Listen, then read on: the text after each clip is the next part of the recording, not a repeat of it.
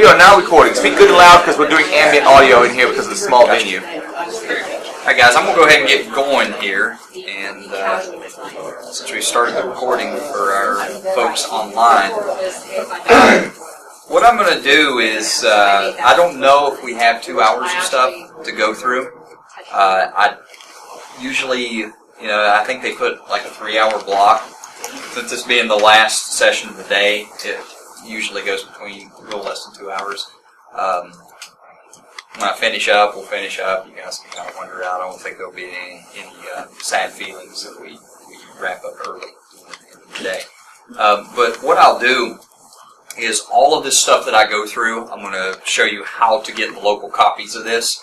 And if you have a machine that you want to set up, I'm going to be using Kali today, Kali Linux, to run WireShark today. Tomorrow I will be using, if you come back from the network forensics, I'll be using SandSIP, which is pretty much both Debian based, but apples and oranges kind of in what you see on the screen. So the screenshots in the presentation will be SIFT. I'm using Kali today. I'll be more than happy to stick around, or if you have issues afterwards in setting this up, or some just semantic issues in your Kali Linux box. But if you didn't do it today, go ahead and grab that. It might be beneficial to come back tomorrow to have all this set up, and you'll be able to walk along all this. Because I'm not really a PowerPoint reader kind of person. I'm going to show you how to do this. I live and die by live demos. I think even though sometimes they crash and burn, it's real life. We don't read PowerPoints in real life, so and I understand you guys do that. So, but this is understanding. This is an intro to WireShark. So I'm going to start at a very low level. So it's going to be very basic, and then I'm going to work my way up to if you're a little more advanced in networks and understand Linux a little bit stronger. I want you to be able to take stuff out of this course as well. So, but I'm assuming that most of you guys coming in are pretty basic levels and haven't really worked with WireShark a lot. So, just to give you a background of who I am, as everyone can see that up there? Good? I'm not blocking it at all. Because I like to sit here because it's just easier for me to navigate here. So, my name is Josh Brunty. I am an assistant professor of digital forensics and information assurance at Marsh University, right down the road here in Huntington, West Virginia. Teaching our Bachelor of Science in Information Assurance program. My area of expertise is in network forensics, mobile forensics. I teach the Intro to Linux course. Video and image forensics. So I have a hodgepodge of courses that I kind of expertise at. But as far as my personal background, I was a digital forensics lab technical leader with our West Virginia State Police Laboratory down in Huntington, West Virginia. We have a digital forensics unit there on campus at Marshall. Started out as a laboratory examiner. And then I moved up to quality assurance manager, which is basically maintaining training records and SOPs and all that. And then moved up to the tech leader. That was in my prior life.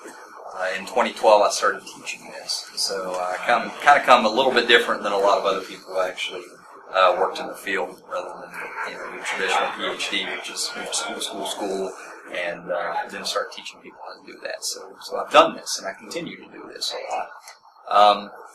One of the things that I teach very heavily in our program is to teach our students WireShark. If you've been watching the trends of the field lately, if you're a system admin, you know that it's been a very useful tool for a number of years.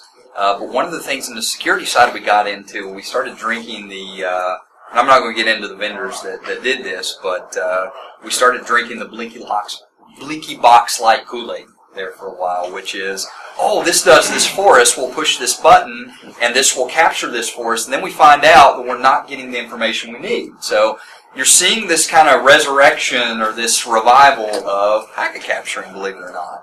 And it's a kind of a lost art form. And people that effectively know how to use WireShark in a security environment, there's so many different uses for this. This is like, having a crescent wrench in your toolbox. You know, how many times do you find yourself using a crescent wrench? You know, you use it to put on a bolt, turn the bolt off. You'll use it to beat things off with. You know, you use it for a number of different uses. That's how I approach WireShark. Teaching students, okay, this is something that you can put in your toolkit. So that's part of that. If you guys have met Bill Gardner, he'll probably come in and troll here in a little bit. He usually does. I usually try to hammer him back. You can follow him on Twitter. He's one of my counterparts there, and my claim to fame is I actually spent some time with him, so I was privileged to be in his company. You're welcome. So here's some resources that I think you guys, if you're getting into this and really are serious about this, one of the books that I draw a lot of stuff from is the Laura Chappell's resources that are out there. She gets really big into WireShark University, if you've ever heard of that. That WireShark 101 book is excellent. It's a very big book, but she has a lot of packet capture files that are available with that. Everything that I learn, pretty much I learned from her. To give her credit where credit's due, she is one of the, her and the original creator, Gerald Combs, have done a lot to perpetuate this, and now they're moving into the security arena. So very helpful resource there. The second book is what I use in my network forensics class. It's the Davidoff Jonathan Handbook. It has a lot of different exercises in it. So it's a little bit dated. It came out in 2012. Some stuff that I'll be covering tomorrow, but a good, introductory level resource that kind of scaffolds you up through the, the forensic process. And I'm just trying to set a baseline for you guys that are coming back tomorrow to be able to work in this and be comfortable working in this. So I'm going to focus more on that tomorrow. The second one is the network security monitoring. This is a very heavy incident response using WireShark and a lot of other command line utilities. It's one of those no-starch books, a really, really good book to have. And the newest one that I just added, really been pleased with it. You all have probably heard of the Red Team Field Manual. Red Team Field Manual gets into offensive security. They have one called Blue Team Field Manual now that really has a whole section dedicated to some of these WireShark options and switches. I think you can get it for like $17 on Amazon. So I'll put the links in there, and I'll show you how you can get a hold of these links here in a second. But I've really been enjoying that handbook here recently. Now here's what I'm going to be using. I'm going to be using Kali today. I've already mentioned that. You can grab those downloads from SAN. So if you do go out and do a search for SAN SIFT, S-I-F-T, you can pick up that. It's just a souped-up version of Ubuntu, Ubuntu 14.04. So if you're familiar with Ubuntu or Linux at all, you'll find it very helpful to be able to use SIFT as well. It's same as Kali, same terminal, same bash. You'll need a bash terminal on this one, primarily because I'm going to show you some TCP dump switches that I commonly use. I know in the class schedule it says it's an intro to WireShark. I'm not a big fan of using WireShark on a consistent basis to do packet capturing. I'll explain that here shortly. Some of the caveats of using WireShark in the overhead. Stable internet browser just to grab these, and I've also given you a link to here, and if you want to visit this, I'll go ahead and go out and visit this for you.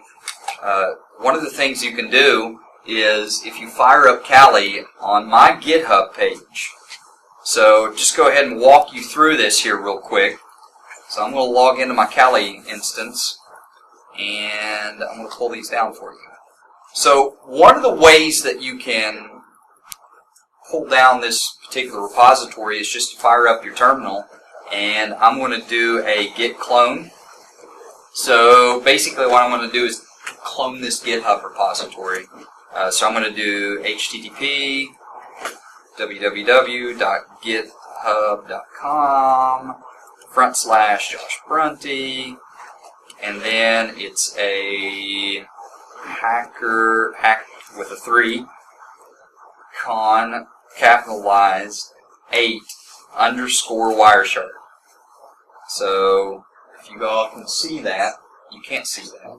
Oh, that stinks. Am I going to be fighting with PowerPoint again? It seems to be. So I got to end the presentation. So what I might end up having to do is have to go to. I didn't realize it was doing that. My apologies. So right now I'm in a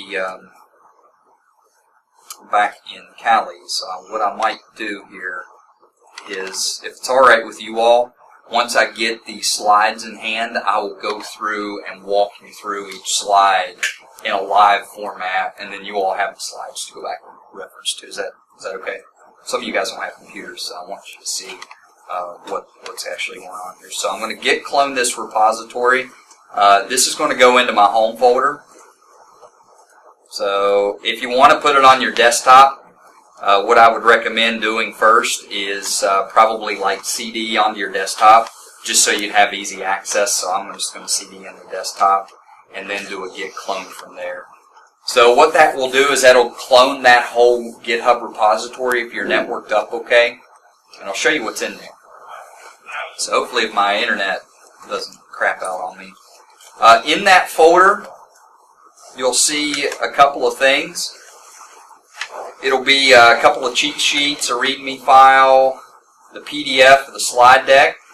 So what I might do is just go through the slide deck in the PDF here rather than going back to the PowerPoint, and a couple of PCAP files that I'll be walking you through. So you'll have all this.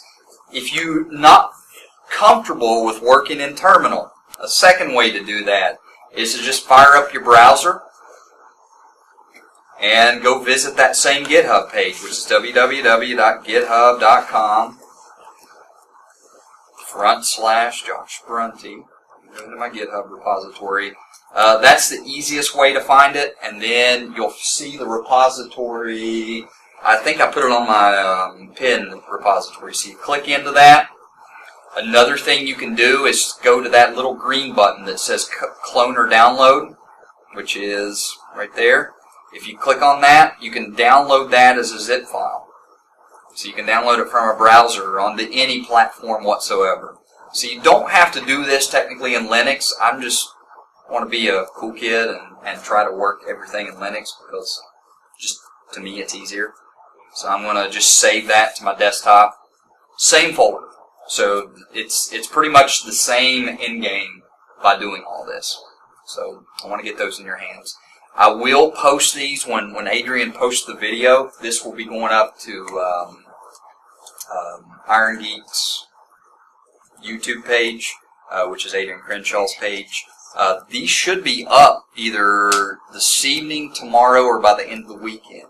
Also, follow Iron Geek at Twitter.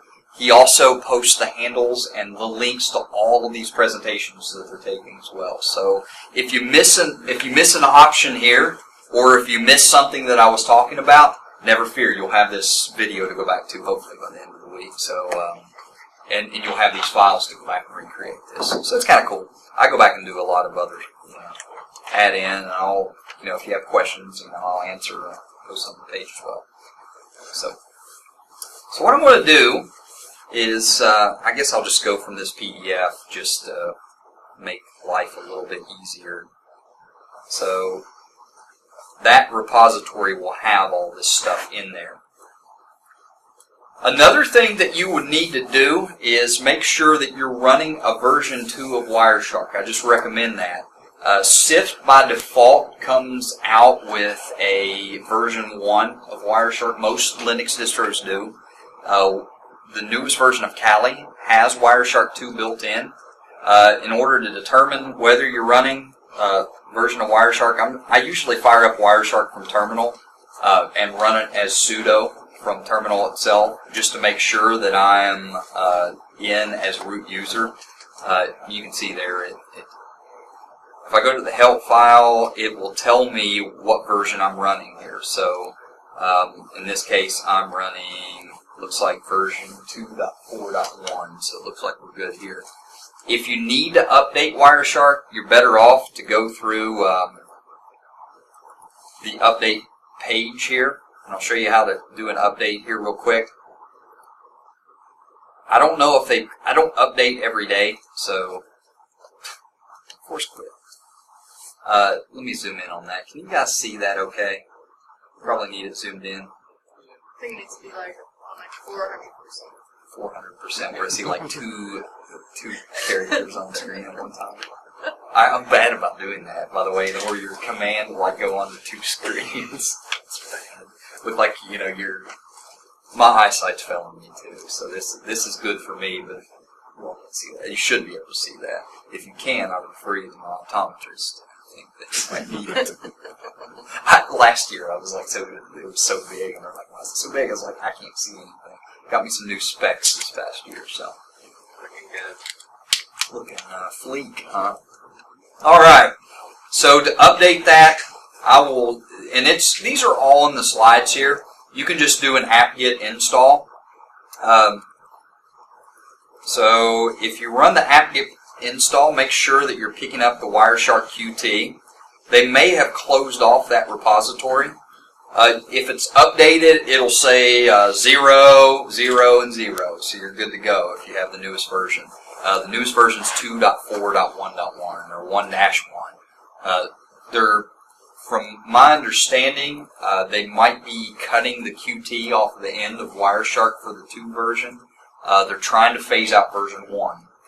So the whole goal in that was, if you do an apt-get install WireShark, some distros were confused with whether they were pulling out version 1 or 2. So that's where you'd want to kind of tag that QT until it doesn't work anymore. So that's where we're getting that from. Alright, so next thing you want beyond that is just to understand what WireShark is used for. What we use WireShark for is a decoding and analyzing captured traffic. That's the purpose of using WireShark. It is used to extract contents of packets and packet files. We use it for PCAPs. We use it to extract traffic out and look for certain things. Here's what WireShark is not used for, and this is a lot of my counterparts in the field. They feel like that WireShark should be able to take days upon days upon days of traffic. No. It's not made for that. It's not made to run 24/7. Okay? I'm going to go ahead and throw that out there. If you need something to run 24/7, go and court RSA. Go to someone who does SIM-based analysis for you. It's not made for that. This is not an end-all be-all thing. It's not a firewall. It's not something that you can remotely go through large amounts of traffic and say, oh, I found our attacker. It's not made for that. And it's not real-time monitoring tool. That's what IDSs are for. I had a person come up to me 2 years ago and it's like, this doesn't work for me because it's not an IDS, it's not a firewall, I got to run this all the time. This is not what it's for.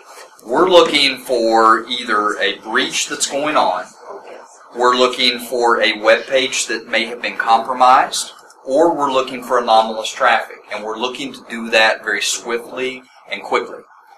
I would recommend that if you're wanting to use WireShark, kind of keep it in a 24-hour gap. So if you have a breach that's happening, or if you have a web page that you feel that may have been compromised, use this to sandbox. So I do this all the time. I had a client one time that asked me, I think I have a web page that's been compromised. Okay, so what makes you think that? Or getting redirected to this site. Well, I'm afraid to click on it because I don't know what it will do to my network. So the first thing that I do, spin up the packet capture, go into my sandbox and visit the page while the packets are capturing in the background. I find out that it does redirect them to another site, and I'm able to show them where it redirects them to and what malware packages it was downloading in the process. So there's a practical usage of it right there, if not for anything else. But we also use it to just to see what chatter we have on our network. With advanced persistent threats, with exploit kits, they all have certain behavior. They all behave in the same similar manner for the most part, at least under the hood they do. So you can see that at the packet level, and that's really important to know how to do that. So that's really what we're looking for. We're looking for decoding, analyzing, and extracting potential anomalous packets is what we're doing that for. Now, the first thing that I like to go through is TCP dump, and people will ask, why do you teach TCP dump? Well, TCP dump is a command line based utility. If you haven't used it before, I'll walk it through right here. You can do filtering from it, but we're going to save the filtering for WireShark. But the nice thing about TCP dump is that it's very agile on how it's deployed in your network. So say, for example, you have a Raspberry Pi 1. How many of you guys have one of those lying around that you never use? Multiples, right? You ever find, what am I going to do with these things? What's my purpose of these moving forward? Don't want to throw them away. Don't want to toss them out. They're perfect little TCP dump utilities. You can set these up, put a little screen on them, deploy them in your network real quickly, automate these with shell scripts, turn them loose. As long as it has a terminal and it has something to write to, as long as you have a terminal to use, you have TCP dump at your disposal. You can't say the same about WireShark. You can kind of argue it with T-Shark, but it's a very agile command line utility. You can also run it and fire it in networks where you aren't going to necessarily have GUI access. I know some of you guys are system admins coming in. You work in networks where you have machines that do not have a graphic interface. Am I right? Most of your, if not all your Linux distros out there are going to have TCP dump built in. So why not use it? And it also lets you either read or capture that live traffic. And there's some cool stuff I'll show you here that automates some of the stuff in TCP dump, which is just really sweet. I'm excited to show it to you. As a matter of fact, I was talking to some folks earlier about it. T-Shark is basically, if you ever heard of T-Shark, T-Shark is basically a TCP dump light capture program. It is built to be the command line complementary part of WireShark. It's very similar and has the same flags as TCP dump has.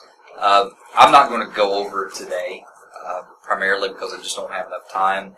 And T-Shark sometimes tests my patience on some of the switches. So I'm going to stick with TCP dump, and then I'm going to move over to WireShark. Now, WireShark is GUI, and that's one of the beauties of it, that it lets you graphically see packets. I'm going to show you how to set it up, give you some tips and utilities of how to quickly make this the way you want it, and look at some of these packet traces that you picked up in TCP dump. So I'm going to run that entirely through Linux. You don't have to run it through Linux. You can run it through Windows. You can run it through Macintosh. Would not recommend it. The reason being is, Windows takes a lot of overhead for programs, and there's a lot of top-end stuff that goes in. It does not process the packets well. It just doesn't. It just doesn't do it well because you have about 3 different installs to run. A lot of people would argue otherwise, but the older I get, the less Windows I use, basically. That's just the way it is. So let's just look at TCP dump on a machine. So let's just say that I want to capture traffic through TCP dump. And a real easy command line switch is this is what TCP dump looks like at the basic level. If I capture this in text, and just to show you, for example, can I do this? Yeah, it's not going to let me do that. How do I do window switching in Kali? Is there a workspace that I can do that in? Or probably would be easier just to do workspace, wouldn't it? So, here we go. So I'll have workspace. No. Dang it. Go to workspace 2. Should have set all this up. Workspace 2 goes back. Okay, so regardless, can I do... Someone help me out how to switch windows. Right-click on the terminal and send it to workspace 2. Can I send it to workspace 2? Remove workspace, then... Down, yeah. Yeah. Can I do that? Oh, it shows up in workspace 2. Yes. I don't use Kali every day. I usually use a bunch of recips. So if I want to get out of my comfort zone to show you guys something that you guys want. So if I go back over to my terminal, and let's just say that I want to run TCP dump. One of the things that I recommend that if you want to learn the options of TCP dump, go view the help file first. See what's out there. The help file shows all the options that are available. Now, do you know all these options? No. It's easier sometimes to just go to the man page. The man page gets a little bit more into detail of what these particular flags will do in TCP dump. So you're never going to memorize everything in a command line. if you meet someone who is really good at memorizing things in the terminal, give them my contact info. They can they can help me out a great deal. I just forget things a lot. So don't feel inadequate because you can't remember things. That's what man pages and help files are for. So one of the things I'm just going to run TCP dump on this network. And notice here that it's going to just start listening on ETH0. And you can just see some of the ARC chatter in the background, some of the just background noise. This is capturing straight to screen. So you're going to see that that's kind of happening as we speak. I can fire up a browser to do certain stuff. You'll see it kind of light up like a Christmas tree as soon as it figures out that Firefox is starting up. So you see it going crazy in the background just to fire up the Kali page. So, real easy to start up a TCP dump capture. I'm going to stop that, just do a Control-Z. And that's really what the output looks like. Normally what you'll see is not just the time that it came through, which is normally the time, and then this is usually the milliseconds that it came through in that timestamp. We can change that later on. We can change that decoding. Normally you'll see the machine name. Now you can specify in WireShark later on that if you want to see the true DNS entry for that or just the straight up IP name. I'll show you how to change those over. You can see here that it looks like an SSH entry, and you can see that going into looks like some looks like a particular server there. So you can see the transaction that occurred to here. So it's usually source IP, destination DNS or entry, and then you see some additional info here. Now this is where it gets kind of squirrely with TCP dump. Sometimes it does not decode these packets well, so that's why we want to bring WireShark into the mix a little bit later on. But this is what your packet dumps look like, and this is what they look like on the screen. So sometimes reading those and parsing those, unless you're really, really good at grep, not always your best option. Let's break these down. So that last part there is literally, if you know what you're looking for, you can determine what that packet's being sent there. So you can get the destination host name, you can get the destination port number, and you can get TCP specific information at the end there. What was the acknowledgement time? And that's usually system admin stuff. To be honest with you, from a forensic IR standpoint, sometimes that doesn't really give us a lot of information. We want to know what port it's coming from, where our source is coming from, and what time that actually came through. So that's a breakdown of a particular packet there, or traditionally what TCP dump stores in the packets. Here's a similar capture from T-Shark. You can see it looks a little bit differently. It doesn't tag as much onto the end of the packet as TCP dump does, so it kind of strips a little bit extra out. But you can see, for the most part, it primarily stays the same. Be careful. Not every packet capturing tool is created equal. So, you may feel like you're getting all the information from a packet capture. I've noticed, and I should go out and just go ahead and say, some of the Cisco utilities that are out there, RSA's notorious about it, but Cisco especially. Hope no one from companies is listening or watching that, but they're really notorious. And vendors are bad about this, and they'll probably even admit to it. They're bad about stripping out in some of these PCAPs or these capture files or log files of what they feel relevant that you're wanting to see. And I've had system admins, I've had folks that contact me like, I'm not seeing what you're saying I should be seeing. That's probably because your utility or your SIM or your firewall is just not capturing it for you. But this is where packet capturing comes in, because you want to get the true identity of what that packet looks like or what that transaction should look like if you visit it. So this is a really kind of a toolkit kind of addition here. So to run it, just ran it for you. You can download it. Easy way to download it on your machine is just do an apt-get, apt-get install TCP dump. Chances are it's already on your machine. I've ran across very few Linux distros that it doesn't have it built in.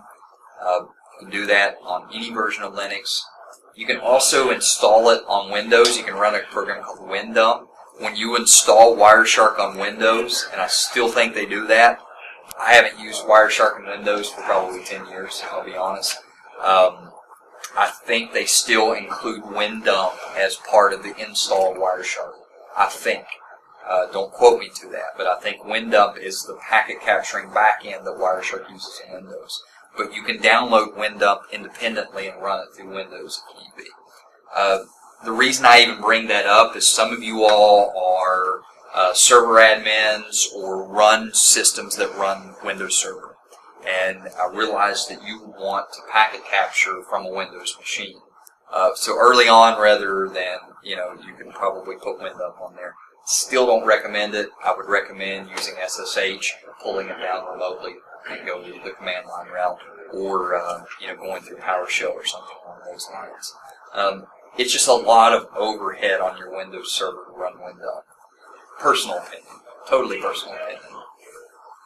So first things first, this is where I think a lot of people, when they get into packet capturing, they don't effectively understand exactly what's going on from the machine that they're capturing from. First off, you have to connect to the network that you're going to sniff from. And this is where kind of the cool stuff comes in.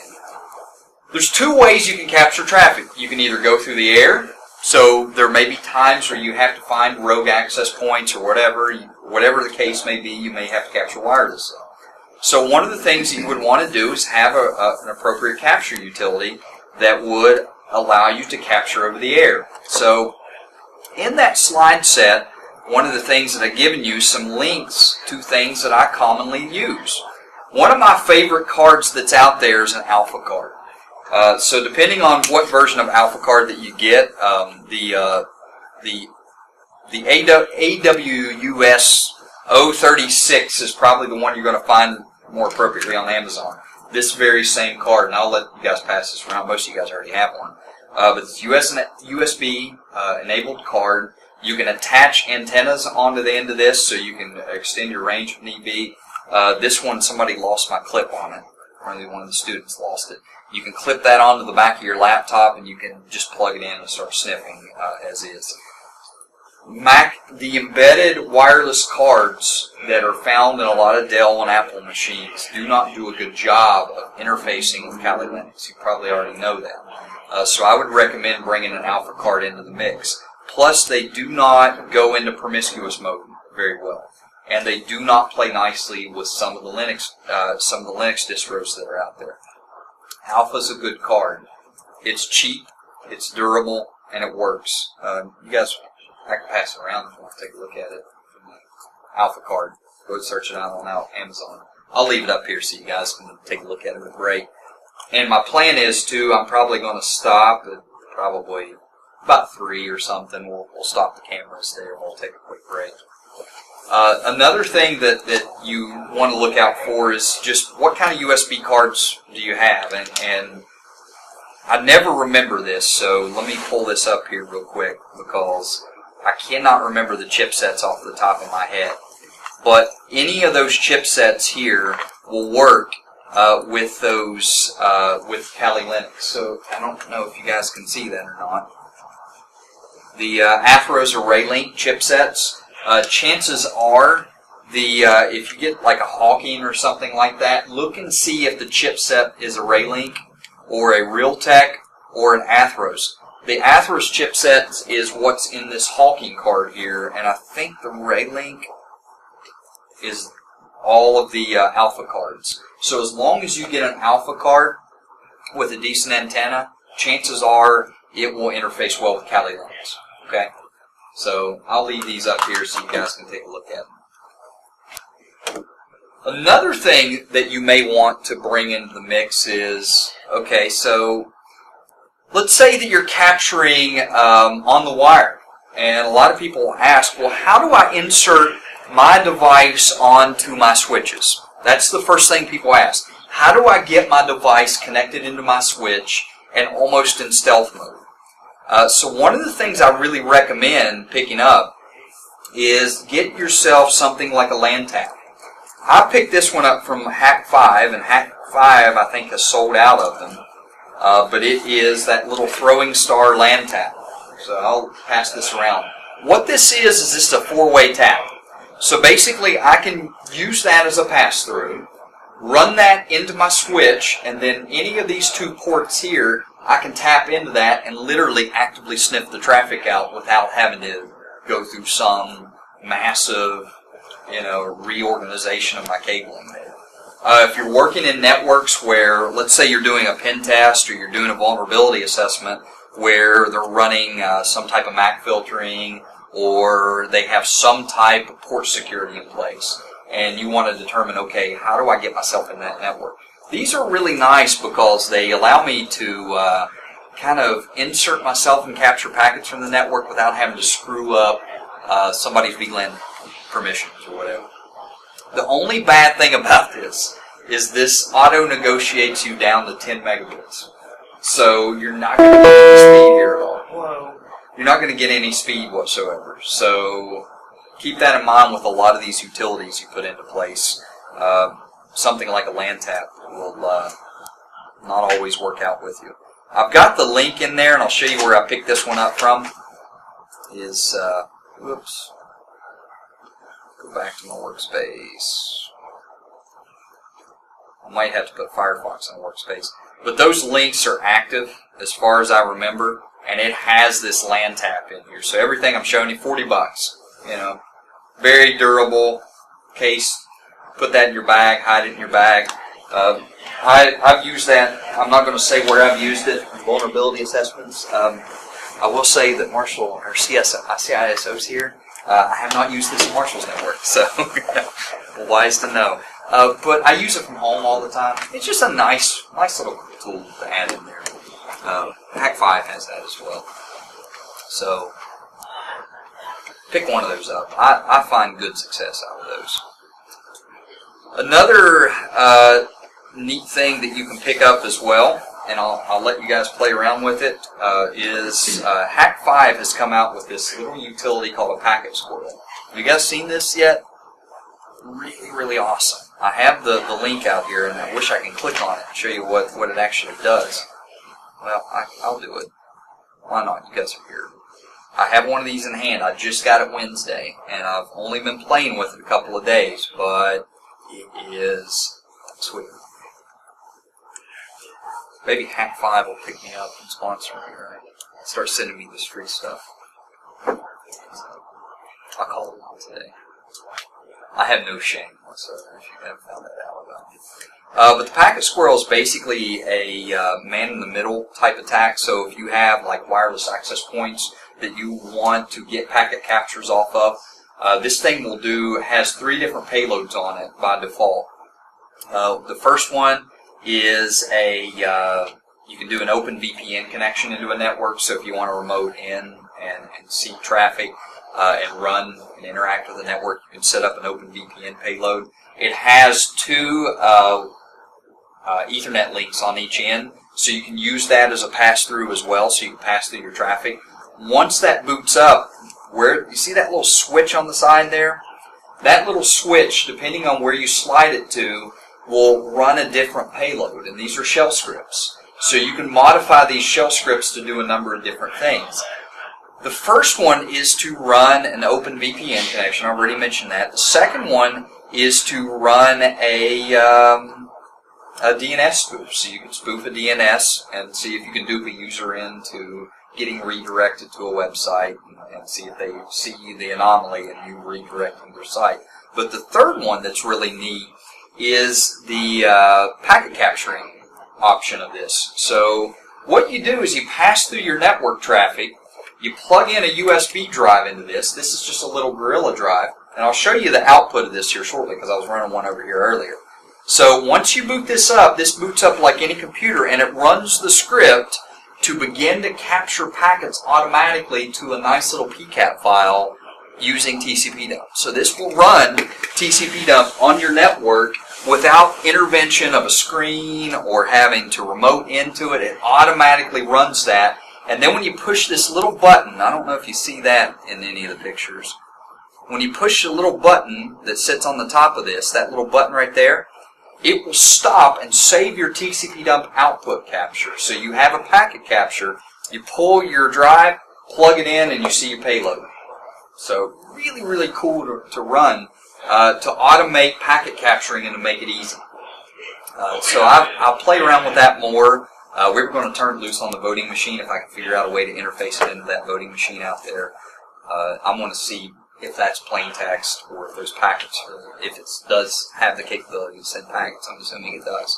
But Hack5, this is one of their newest little utilities, and I've really been impressed with it the more I use it, because it's simple, it doesn't take a lot of know-how to use, and it's easy to deploy. So if you have employees or students and you say, take this down to my data center and put it in my network, and make sure this switch is on, plug it up and fire it up, and then go back, send it back 24 hours later, you have packet capture. So another little thing to add to the toolkit here that you guys can kind of take a look at there when we go on break. Just don't steal it from me, because that's my only one. And I want to play with it more this weekend. So but check that out. Sorry I get overly excited about new toys bringing in. It's just the hacker mentality side of me. Like a kid in the candy store. Can't help it. Alright, so that's just getting stuff set, getting the equipment in place. One of the things I think a lot of people miss is, I had a conversation earlier, I'm firing up WireShark on my machine and I'm capturing traffic, but I only see traffic from my machine and the local switch that I'm capturing from. Keep in mind that you're only going to see what your network's going to let you see in that segment. So if you want to get out of the realm of that, get stuff like packet squirrels, run your Raspberry Pis in the segments that you want to capture in. So you're not going to see all the traffic in your network unless you're capturing on a core switch. It's only to the VLANs that you're capturing in, and even then, you're going to be limited on what you're going to see. So just for the newbies out there that have never done anything in packet capturing before, you can play around and kind of get used to stuff on your local machine, but if you really want to start to deploy this on an enterprise, you really need to start bringing in utilities to allow yourself to capture within those segments if need be, and be able to do it quickly and agile. Next thing we need to do before we move forward, and I know WireShark has this capability, but I'm old school, is, and sorry that this PDF shifted this down, it was way up here, so I don't know why it did that, is to see what interface that's capturing on. So I'm going to plug in one of my cards just to show you what the output is here. And I always assume that people coming in, because it is in the title of what it says it is, that it is WireShark, an intro to WireShark. So one of the first things I want to do is I want to see what cards that I have to capture from. So if I do an ifconfig in Linux, which is the equivalent of ipconfig, you can run ifconfig in Mac too, you can see that I have two interfaces to run off of. And one of the things that you're going to have to do first, and I'm going to go ahead and plug this card in so you can see this hopefully, if I can find a place to plug, is, okay, you don't see any wireless interface to capture from. So once I plug that in, I'm going to connect this to Linux. If I run ifconfig again, if you have the right card, you won't have to go through all of the rah-rah to install the card if you get the right chipset. And you can see after I run ifconfig the second time, you see a WLAN 0 show up. So WLAN 0 is that card that I just plugged up. So easy as pie that I now have capabilities to capture from a wireless card. Okay? The next thing that I need to do is, if I have an interface that I'm running from, how do I put that interface from a command line into promiscuous mode? What is promiscuous mode? You may want to take Grant. Help me out here so you don't fall asleep. It listens for all the packets in the network, Right. not just theirs. Yeah. Right. Yeah. So it's going to take and accept and listen for all packets within your particular network. That could be a reason that you're only seeing a certain segment of the network anyway. So by putting your card in promiscuous mode, you're basically telling the card accept anything that comes through that particular interface on that particular network. So making sure, I know WireShark, and I'll show you when I get to the WireShark screen, it makes it easy to do that by clicking a button. But I realize that if you're going from a command or a terminal-based interface through SSH, you're not going to be able to see that shiny interface. So one of the things that you can do is to literally type in that particular command there. Whoop. Where's my workspace? Well, workspace 2. Oh. Get rid of it. Wow. I know it's in there. Is literally typing in the command sudo ifconfig, whatever interface you want it to convert over, and type in promisc, so cut off like that. So what I'm going to do is just go back to my terminal here, so hopefully I can go back to workspace 2, and I can run sudo ifconfig, and I'm going to put the interface ETH0, which is my physical interface on this, and I'm going to just type in promisc. What that's going to do is it doesn't prompt me, but it did put the card in promiscuous mode. While I'm at it as well, I'm also going to run the same command, just in case I need to run it later on. I'm going to do sudo ifconfig, and I'm going to put my WLAN card in as well. So I'm going to do WLAN 0, and I'm going to put that in promiscuous mode as well. And that's real easy to do. So it's going to put both of my cards. Now, how do you determine whether a card is in promiscuous mode or not? When you run the ifconfig command again, one of the things you look for in the interface output is to see if it's running multicast and if it has promiscuous in that particular first line. And you can see that both of these interfaces now have promiscuous into the command now. So you can see in the output. So that just tells me that when I capture on that card that it's running in promiscuous. Easy as pie, right? Now, Can I ask a question? yes. So is that different than setting it in monitor mode? Somebody help me out. Yeah, it's a little bit different than monitor mode. I'm not completely familiar with monitor mode. I've been out of the admin field for a while. I think they're the same. Promiscuous is probably more for hardwired, and monitor mode is more for wireless networks. I think so. It's the same idea. Yeah, I think so. Wired versus wireless. Yeah, I think you're. I'm pretty sure you're right there. It may be just an operating system nomenclature there too. I just for the sake of capturing, I've never went wrong, and I've been doing this for 15 years. Promiscuous mode has gotten me what I needed. So if you have the option between monitor and promiscuous, just put it on promiscuous. I mean, it sounds exactly like it means it'll take anything, like keep it clean here, but it means what it says. So, yeah, good question. I always, if you see anything kind of, that stands out, it's good to know. I learned some good stuff. Cool. So once I get that set up in promiscuous mode, one of the things that I can do now is I can start capturing packets. And one of the things that I can do is I can specify the interface that I'm capturing on. The easy way to do that is to run the -I switch, which tells me what interface to use. So I always recommend just, rather than elevating your privileges directly to root, this is just out of sanitary good practices, is just to elevate and make sure that you're running sudo, and just run TCP dump with an I switch with ETH0.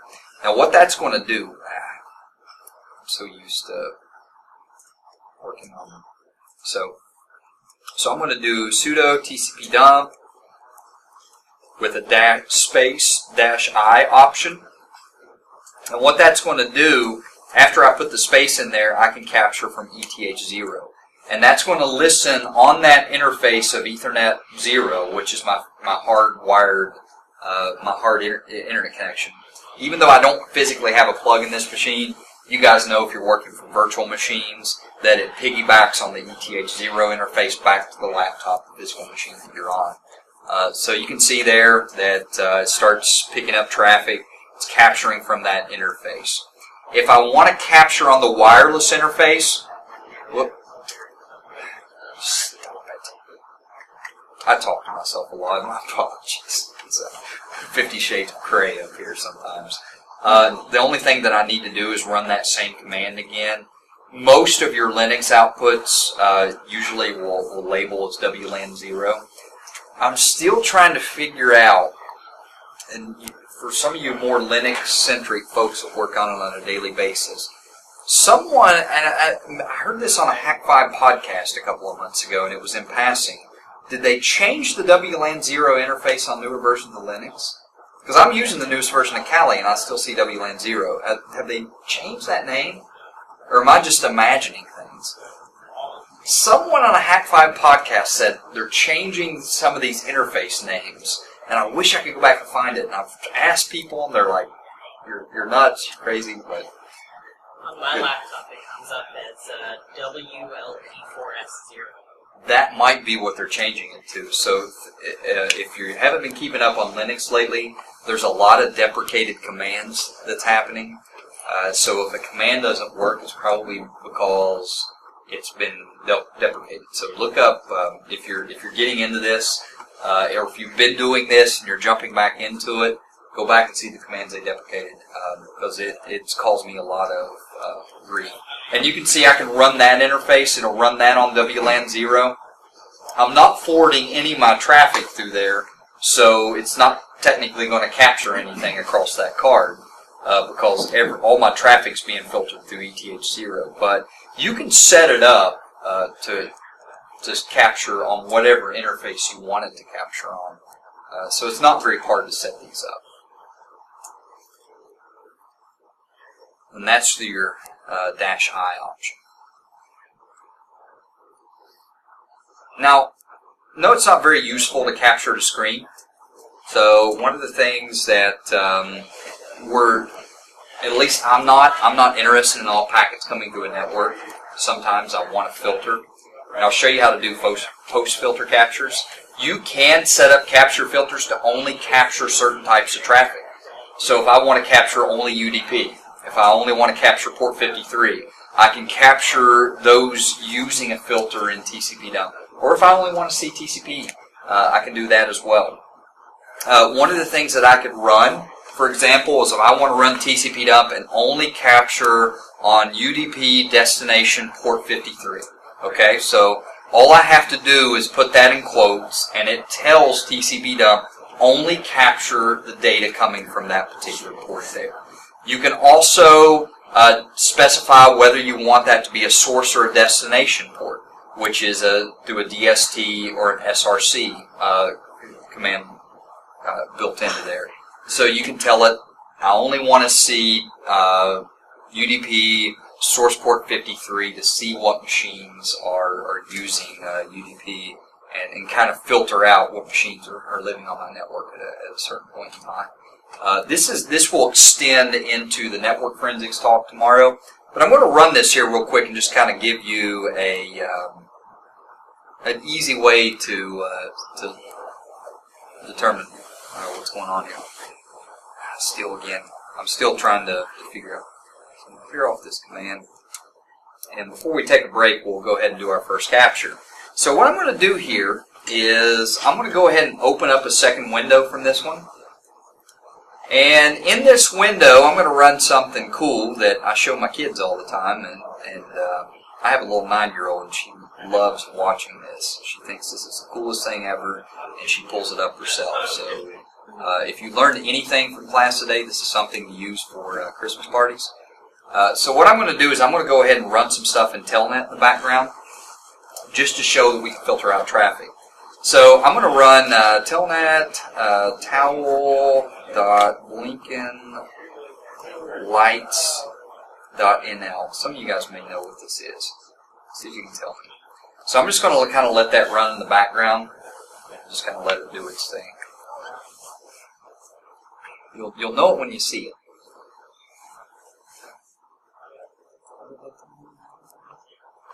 Such suspense here. But it literally runs in all things. I just love this. No matter how many times I watch this, it just excites me. It's the entire Star Wars movie, Episode 4, across the Telnet connection. It literally goes through the entire movie, start to finish. And I'll just kind of let you watch it in the background there. but I'm going to let that run and do its thing. This is kind of fun practice. So let's say that I want to capture that traffic, okay? And I only want to capture the traffic in that particular connection. So I can literally run TCP dump. I can capture that. I know that's on ETH 0 interface. But one of the things that I can do is, going back to that same philosophy here, is I need to tell TCP dump that I only want to see stuff on Telnet. So what am I going to have to tell TCP dump to do here in order to capture what's in that interface? Somebody help me out here. What port does Telnet chatter on? 23. So what could I say here? Maybe TCP 23. So I can do port 23, so I can just do 23. Or will it tell me 23 if I put in 23? Or do I need to put in quotes? Or I can just say that in some cases, depending on how TCP dump interacts, I can try TCP dump port 23. The syntax error comes up, so sometimes you may have to tell it if I know what port it is. And you can see right there I run port 23, and that's capturing all of that telnet traffic on the screen. So that's not chattering anything HTTP, and you can see everything coming through is coming from that IP of Blink Light signing out. So let's say you have an interface, and I'm not telling on system admins, but we still have a lot of system admins who love to use Telnet, especially to see if their switches are still up. If, from a security perspective, remember, Telnet is not encrypted by any means.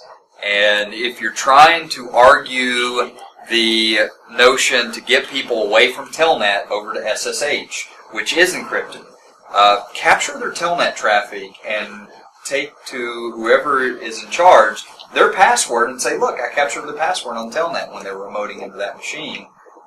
Here's your plain text password coming across Telnet. And here's everything that you did in that particular session.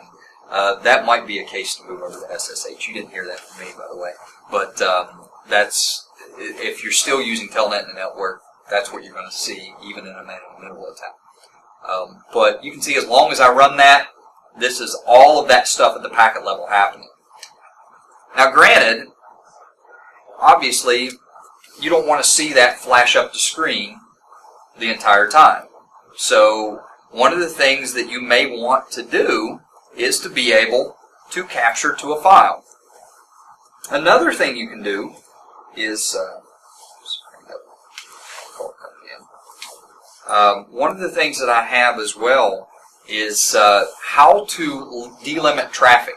I can also capture only packets that are destined to a particular server, for example. So let's say that I want to capture data that's only going to the host of securewv.com. So let me go back to Workspace here and clear that out so you can see it. Sorry, I'm going to cut off the movie. But if I run TCP dump and I want to run with that interface there with a let's do a source host of securewv.com. So we'll do a, see if I can carve that together. I'll do src host. Okay. Sorry, I can't remember anything off the top of my head. Let's do src host www.securewv.com.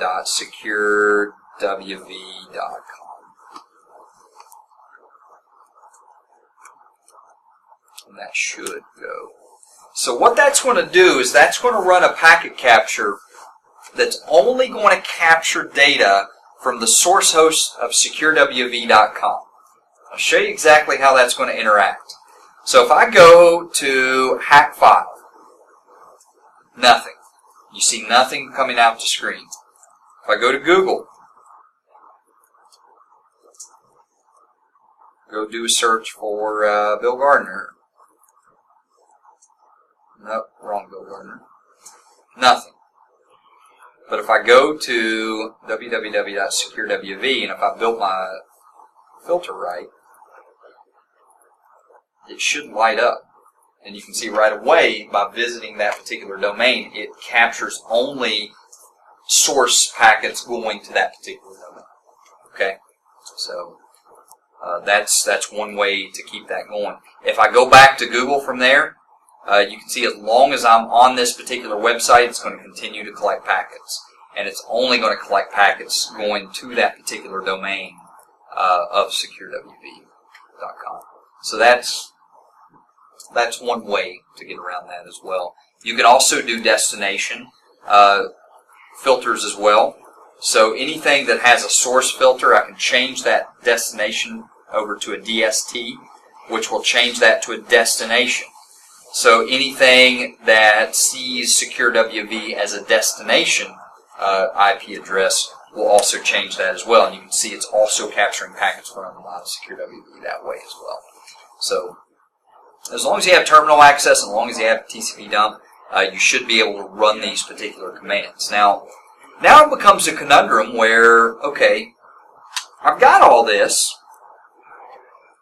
I'm able to capture it to screen, but what good does this do me? So another resource that I would very much encourage looking up is how to write the filters. Filters are either do or die in determining what packets you get and how many packets you get and whether those packets are relevant or not. I've worked with a lot of folks from the financial sector to military sector in doing this very stuff. And the folks in the financial sector ask for completely different information than the folks from the military, mainly because they're dealing with completely different types of attacks. The people that are attacking the financial sector are after certain resources. They know that those resources are on those servers, chattering at this port, utilizing this particular operating system and these services. Their filters are going to look different from the military because the military wants, people that are trying to ping the military boxes are after certain types of documents and other private information. So one of the things I'd recommend, and this is where I learned from, is going out and just searching the PCAP filters that are available so you could literally run man PCAP and hopefully put in filter. So they have a man page for a PCAP filter. These are awesome. I wish someone had taught me this very early on because you get into how to run the source host, how to run the destination host, if you need to do something on Ethernet destination, you can keep going. You can do gateway, you can do SourceNet. I mean, the list goes on and on and on and on and on and on and on and on and on and on. Chances are, if you need it and you need to build a filter for it, you're going to find it in that expression document there. So rather than me bumbling on and showing you each one of these particular filters that you can run, go out and search that man page. And that is, just as a review there, man space PCAP-filter. It's another easy way.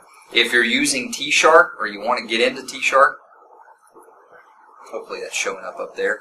Another thing that you can run is the WireShark filter. The same thing. So if you go back and you search that, man with WireShark filter, same thing. So it has all of the options that T-Shark uses and WireShark uses. Now remember, if you've ever used WireShark before, you have the ability to set filters in WireShark and the GUI as well. You can also run those in T-Shark. So all of those Boolean and Ethernet filters are located in there. So if you can't think or come up with a filter in WireShark, chances are you'll probably find a good example in the T-Shark filters there. So if you learn this, essentially, if you memorize those two pages or become acquainted with them, you've taught yourself WireShark and TCP dump, chances are. I'm not going to candy code it. It's not hard to learn. So that's a resource that I didn't stumble across until very later on. Another thing that I'd want to show you, I kind of skipping beat here, and I don't want to spend too much more time on it, is the last thing you can do with TCP dump is to save your packet captures. So let's say that I do want to save that packet capture that went to the destination host of securewv.com. The easy way to save a packet capture in TCP dump is just to run the -O option, which is the output, and you can call this securewv, and I always save in a PCAP format. In WireShark and other programs, they're now optioning you to save in a PCAP-X format, I believe, off the top of my head. I wouldn't quite recommend going and jumping over to the new PCAP format because they're not very portable in a lot of other tools like ngrep, which I'll show you tomorrow. But basically, what's output?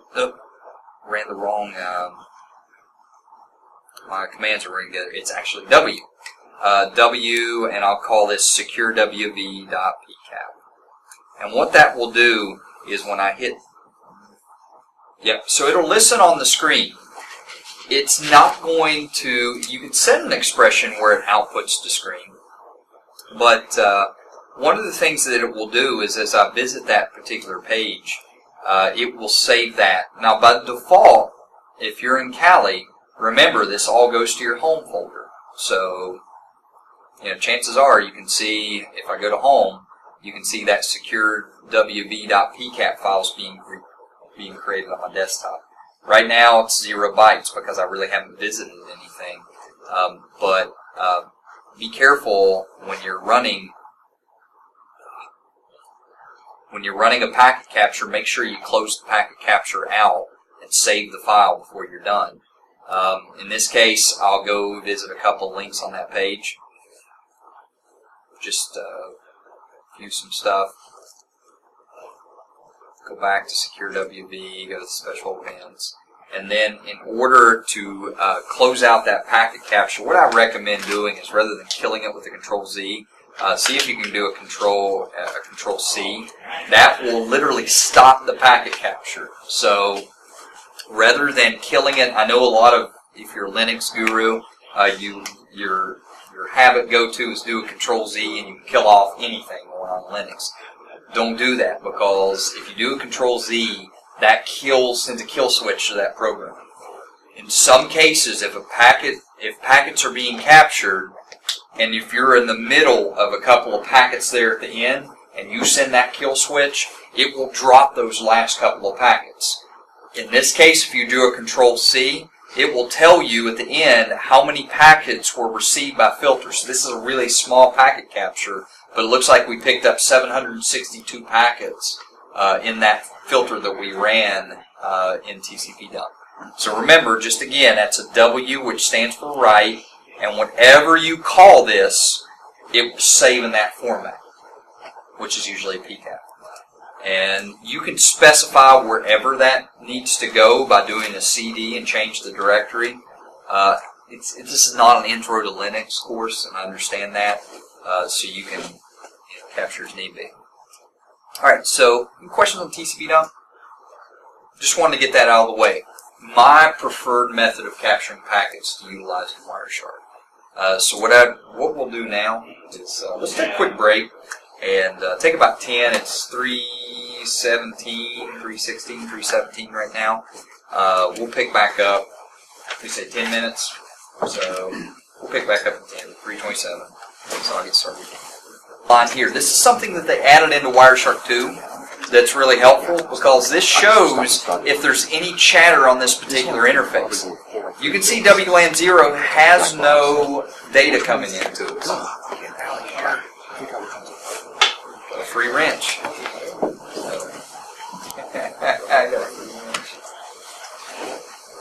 I will pass this goodness off to you guys at the end of the day.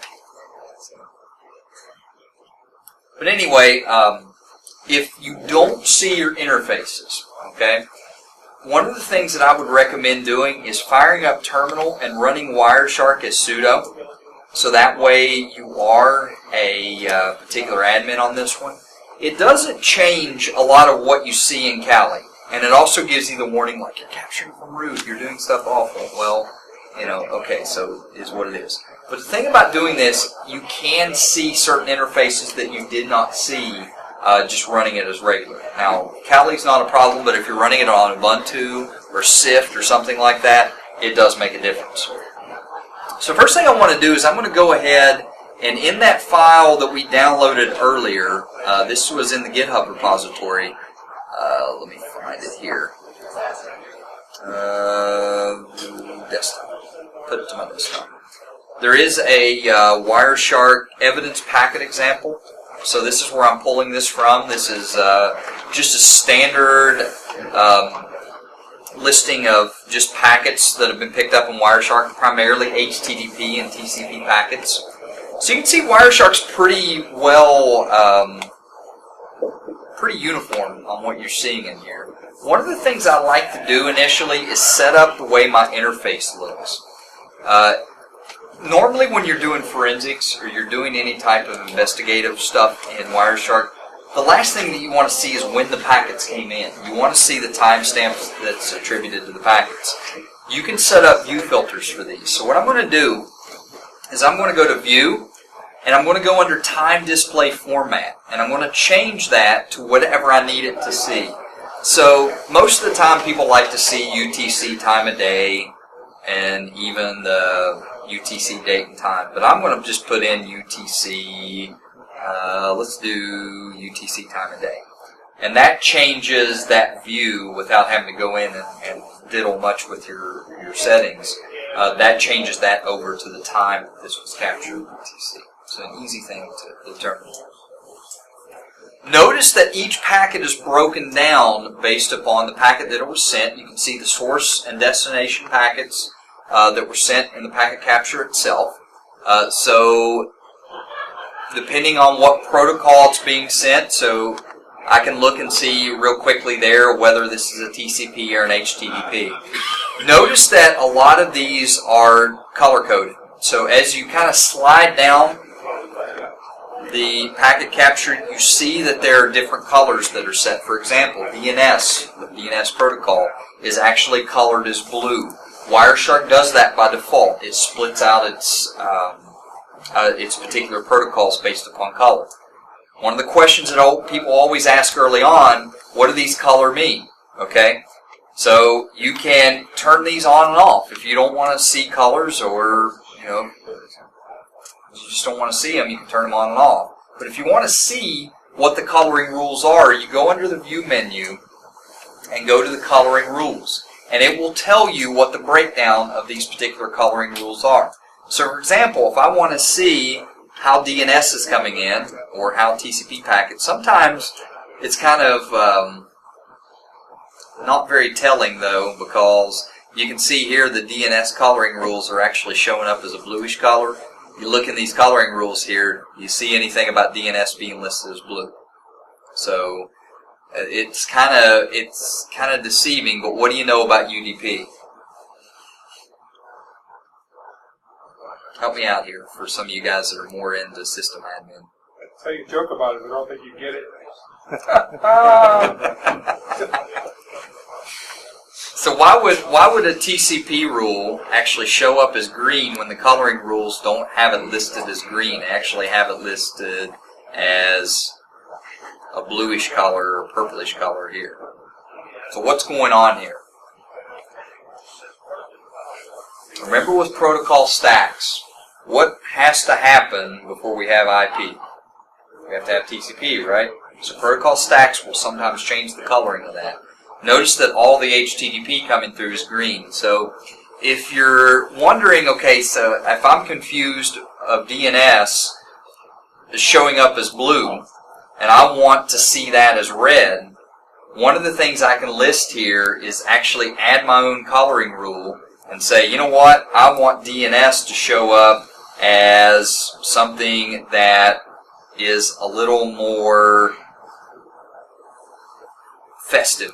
So I'm going to make it yellow. And notice that all of my DNS entries now come in as yellow. So some of you guys work with traffic, other types of traffic, and some of you don't. For example, some of you all may get a treasure trove of evidence on DNS entries. Some of you all may get a treasure trove of evidence on Telnet or SSH. I know some of you are looking for, okay, I want to see who's SSHing into my network. You can set up coloring rules to find that. And the cool part about WireShark, I hope it doesn't look much different up here, but you can see all those little yellow swatches of color there. You can easily go to highlighted portions of that and see where that traffic's coming in if you set up those coloring rules correctly. You can change those on the fly if you need to. So you can colorize conversations or you can colorize rules. I find myself going to this more and more all the time. So you can do away with that if need be. You can export those and bring them into different portions of WireShark. But I find it personally to be one of the most helpful things in the newest version of WireShark is getting used to the coloring rules. Because this is something that you did not see in WireShark 1 is this little benchmark of color swatches here. Makes it easy to find your traffic. So another thing that WireShark does is within the packet will give you a good indicator of what's inside of these. So remember we use TCP dump as a way of capturing the packets. WireShark is a way of decoding these packets and organizing them in a little bit easier of a manner. So what I want to do is I want to go back to show the breakdown of what actually these things do. Go here. I know it's ready. I just want to see it. There we go. So what do these packets do? And so each individual menu tells me what I can do here. So you have the listing of packets, the details, the packet count, and we can look at that in the hex value, and we also see what we call a display filter here. So I just wanted to show you what the PowerPoint I put in there, just so you won't, missing it again. It's really hard to work on a single screen up here. WireShark. There we go. Nope, backwards. Somebody has hijacked WireShark. Where's that? There it is. So, let's say that I want to find out more information about this particular packet. Let's just say packet 1, for example. The very first packet in this packet capture. So I can pull up my display filters here, and I want to look at that frame. Wow, that was nice. I want to see what this tells me. So this tells me when the packet arrived, what the coloring rule is, but down here I can determine a lot of stuff based upon where this came from. For example, I can look and see where and what router possibly this came from. Now you can turn this off, but the nice thing about WireShark of what it does is that it allows you to at least see the first part of that MAC address, and then it labels what it sees that as against a database. So this is that MAC address. You can determine real quickly that came from D-Link router. I always leave that on because often the parentheses there gives me the true MAC address anyway. So that's the source and destination MAC addresses. So the source being the machine that it came from. You can see that it looked like it came from an Intel, and off to the side, the MAC address that it came from. It also breaks down that particular address as well and shows particular bits on whether or not that may be a factory default. So if someone is spoofing their MAC address on your network, if you dig down into the source address, you might see some indicators here that somebody is spoofing your MAC address on their network. Common problem in especially certain networks where people try to get around the MAC filtering. So keep that in mind. It may be happening more prevalent than you might think. Another thing, it also goes into the type of protocol being used. In this case, this is IP version 4. Gives us a lot of just different information about the field itself, specifically the source and destination IP addresses. In the bottom down here, it also gives me a little idea of the TCP. If I need to see the source port and the destination port, for example. So let's say I do a packet capture and I want to see an IP camera. What source port is that IP camera using? What is my vulnerable port there? So in this case, this HTTP packet is using the source port 55220 with a destination port of 80, which is typical HTTP traffic. Not so much for the source port, but for the destination port it is. If you dig down a little bit deeper in here, you can see that it even geo-IP located our IP address. I always recommend keeping these on and using WireShark 2 and above, because it will geolocate those IPs. And right away I can determine, who's that going to? It's Facebook traffic, right? So it's standard HTTP Facebook traffic. What it does is it takes that destination IP, runs it against a geo-IP database, and then it points it back. It even tells you what latitude and longitude that's reporting from based upon that geo-IP database. This is automatically built into Kali Linux's version of WireShark. So if you see like a massive amount of IPs that may be coming from like Tor proxies or Tor routers, ITP proxies, stuff like that, you can easily look at the destination geo-IPs and say, you know what, we're getting bombarded by IP addresses that are coming from ITP or Russia, or you're not going to see them come from Russia, but you might see them coming from a specific source per se, and might give you an indicator of where your attack vectors and who is trying to ping your network. Just a good little bit of information there. Another thing I can look for in here as well is some of the options. Let me dig down in here and show you some things in here. You can also see some of this comes back. Now it doesn't give me much in there, but some things that I might be able to look in the flags as well. It also shows some anomalies we find in there. I'm not going to get that deep into what some of these flags are, but just know that they're there. See if I can find anything else in this that might be useful. Source IP. Looking for, let me go down to an HTTP packet and show you the difference here, because different packets will show different types of data. One of the things you can also look for in HTTP data that may not be present in a TCP packet is maybe what kind of browser they're coming from.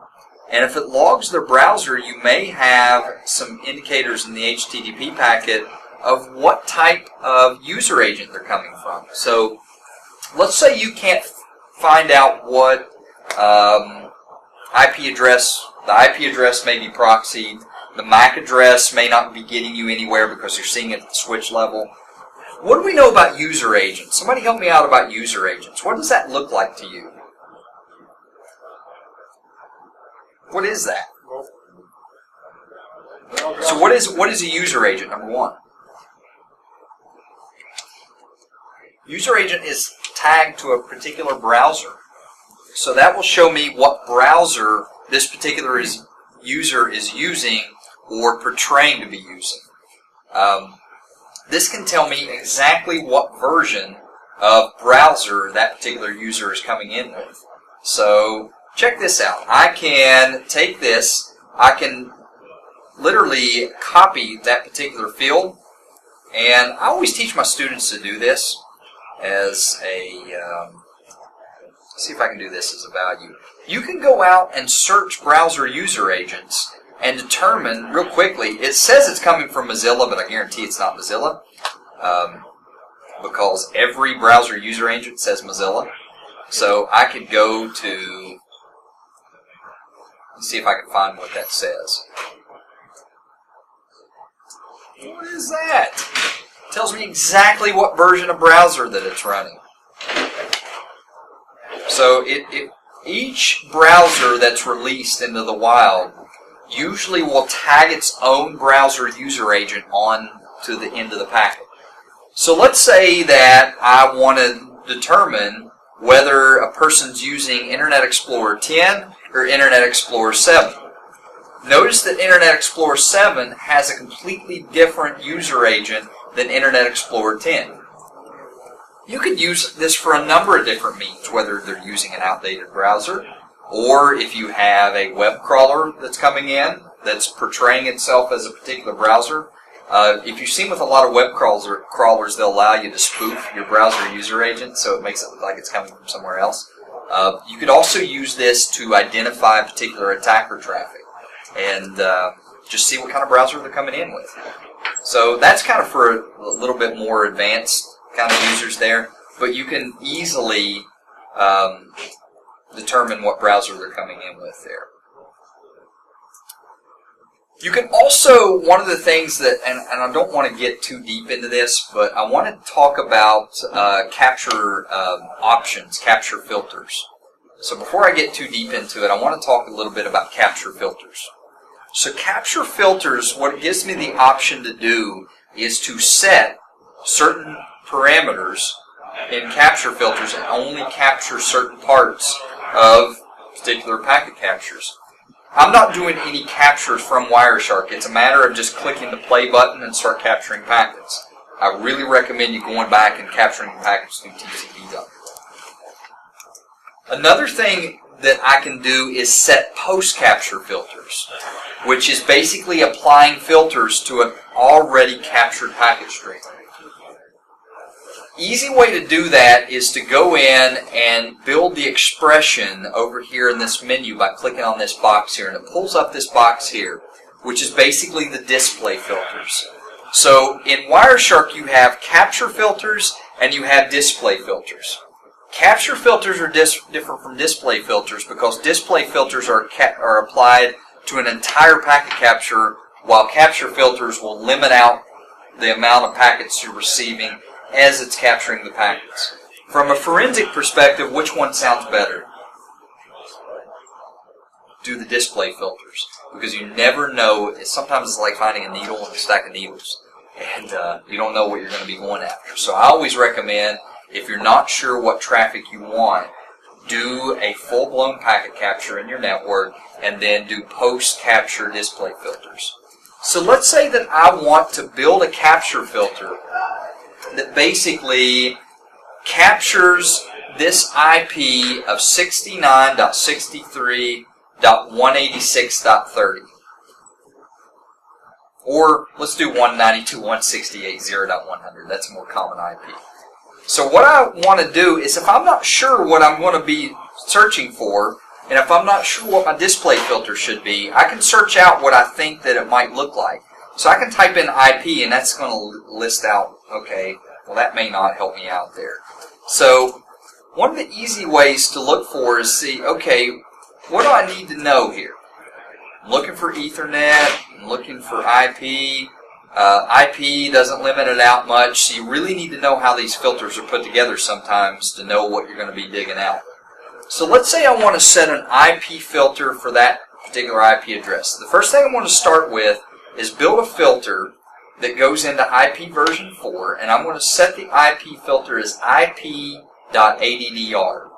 That will set a filter for a source or destination IP address. And notice when I put that in there that it literally populates it down to the bottom. When it populates it down to the bottom, it will either light up green or red depending on how well the capture filter is built. If it lights up red, then your filter is wrong. I can set it to either do IPs that are less than or greater to, but I'm just going to say the IP address is present, and I'm going to go ahead and do a double equal sign. And down here in the IP version 4 address, I'm going to do 192.168.0.100. And notice that it populates down there what I need that to be. I can do IPs that are greater than that address, so if I need to see something that's in a scope, for example, you're looking on a local router and you want to see everything on a local router that's above 100. I can do everything that's above that or below that. In this case, I'm just going to do a double equals, which means it's equal to that IP address. I'm going to hit OK. It populates that in the filter tab for us. Now all I have to do is just apply that filter. Now I have capture filters, and notice that 96% down here in the bottom, if you see that, 96% of my packets are attributed to either the source or destination IP address of 192.168.0.100. Let's say that I want to get a little more granular with that. I don't have to go back to the filter expression builder to change that expression. I can change it on the fly.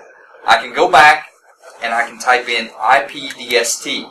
So I can do an IPDST filter and hit and apply that filter, and now it only shows me the IP destination filters that are going out to 192.168.0.100. I can also flip that around and do an SRC. Apply that filter. What's it do? Flips it around, changes it to a source, right? What do these look a lot like? For you guys that were here earlier, that are sticking it out. It looks a lot like what you were seeing in TCP dump. These are what we call BPF primitives, or Berkeley packet filters. Berkeley packet filters are a very versatile filter language that can be used. It's one of the things in my network forensics class we spend weeks on, because if you can become proficient in the BPF primitive languages, then you can really, really, really get yourself around WireShark. If you're just starting out in it, build the expressions based upon this, because it's an easy way to navigate. Once you learn what you're doing, you can just type them in. Let's say that I want to look at anything that goes out to the host of Facebook.com. And notice that right away it does not see that as host of Facebook.com. I can put, so it doesn't necessarily look for things that just show up of particular packet filters. So not giving me much there. One of the things I can type in though, I can do a host of 192.168.0.100 and see if it lights up red, then that means that the host is wrong, or this particular filter is wrong. I can try setting things. I can try changing it. It's not going to change what the output is. I can also piggyback a lot of these on, so I can do IP.addr equals 192.168.100. I can do a double and symbol, and I can do IP.addr double equals, let's see if I can do this. I may have to put quotations in this one. 69.63.186.30. And what that will do when I apply that will show me all of those transactions between that source and destination. So I can build filters on top of each other. I can also set those where it only looks at filters based upon the destination of 69, which gives me the ability to further focus in on particular packets.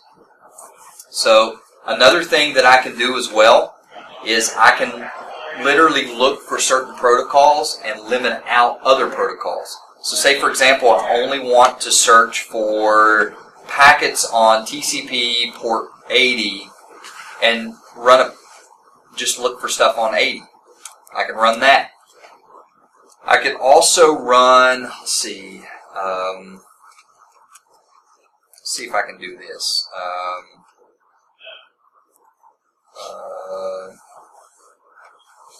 I can also run that as well. See if it'll light up green for this one. No, they've taken that out. Some of these filters do not work in version 2. Another thing that I can search for as well, I can also search for particular MAC addresses. So let's say 192.168.0.100. I want to search out the MAC address in here. So remember, I found the MAC address earlier for that particular IP address down here in the frame. I can go out and search that MAC address. Now I can try to type that in, but here's a little tip on WireShark to get used to. If I want to set a filter of anything in here, right-click it and apply as a filter. You can do that as selected. Now, what it's going to do, it's going to apply that as just Ethernet filter right now. So if it doesn't hit the first time, what I need to do is I need to apply as a filter. Let's see if it'll let me apply that IP. This gets me sometimes. Let's see, apply as a filter. Let's do selected. You can see that I can filter out all of the stuff on that MAC address there. I can do that in any particular field there. I can apply that as a filter. So there is nothing out of bounds of just going and saying, oh, I want to filter out this IP here. Right-click it, go to apply as a filter, and just do selected, and there you go. You've taken care of all the syntax. Shortcut. I wish someone taught that to me years ago, because I've struggled in writing some of these filters. Let's say I want to do 192.168, 1.100, and from that particular MAC address, because IP addresses can change, right, through DHCP. They can change over time. So I want to determine, did all this come? I can do an AND selected, so I can also filter out any Ethernet traffic, or I can go down to that line there that MAC address is stored in, apply as a filter, and do AND selected. There we go. So that's all of the traffic from that IP destination to that Ethernet destination. So I can pile filters upon filters upon filters. You can go for miles if you want to and not have to stop. I've given you all of these particular capture options in that PowerPoint that I gave to you earlier. Another thing that you can do on top of filters, and I want to go back and I want to show you this in the PowerPoint. It's probably relevant that I'll just go back to the PowerPoint here for a while because it's a better graphic. So if I go back to Workspace 1. Sorry if I make weird sounds up here. It's just part of it, I guess. One of the things you got to watch out with WireShark is that WireShark, if you're capturing packets from it, especially in Mac and Windows versions, go back here, pull that up. When you start capturing packets, literally clicking on the WireShark button, and it starts capturing packets from that particular interface that we've set. The problem is with that, we don't have that packet capture saved. If that buffer gets too big, it will start to slow down. And there's eventually a point that the capture is going to get so big on the screen that it can't hold the file anymore. So one of the things you want to set up here is in the capture interfaces. So I'm going back to packet capturing now, is what we call a capture buffer. A capture buffer is a simple way in WireShark to essentially, let me go back and do this for you. So if I go to capture interfaces, let me stop this and go back home here. And apologies if I'm struggling here to see how to get back home, because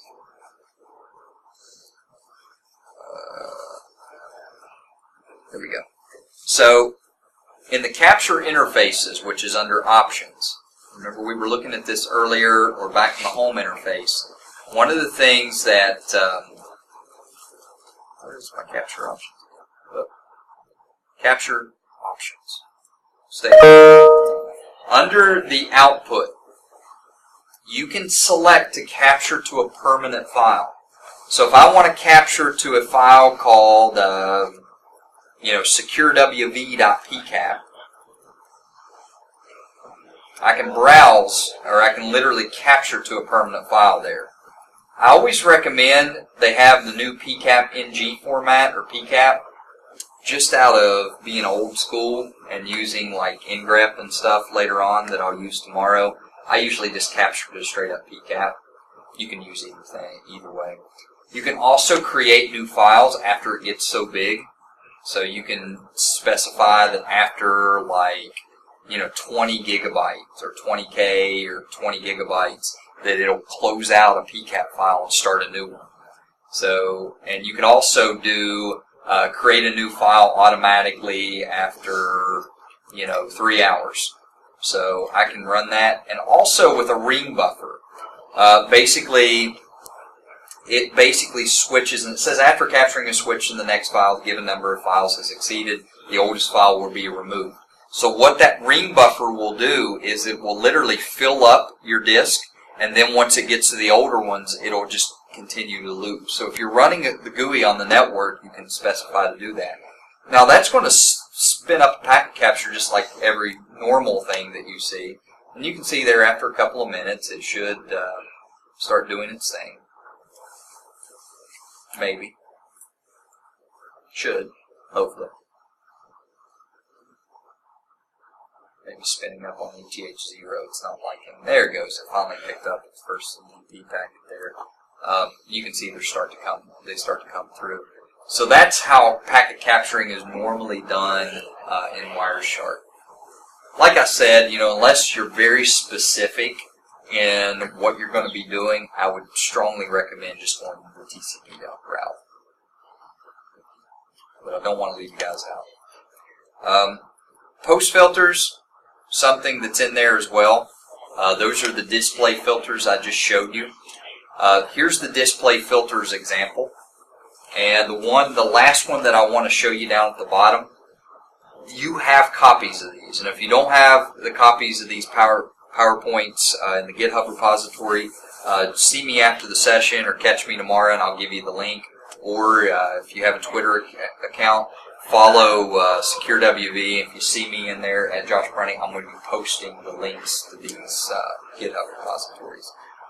Check this out, though. This particular display filter is probably my favorite. So if I go back to WireShark, I'm going to open up that evidence packet example again. One of the things that I can do in this packet capture, I can type in a frame contains. You want to do keyword searches? If I search my last name in there. So what happens here? What do you think's going on? Obviously it filtered out packets, right? Well, what packets did it filter out? Well, gosh, it's a big screen to work with here. Let's see what we have here.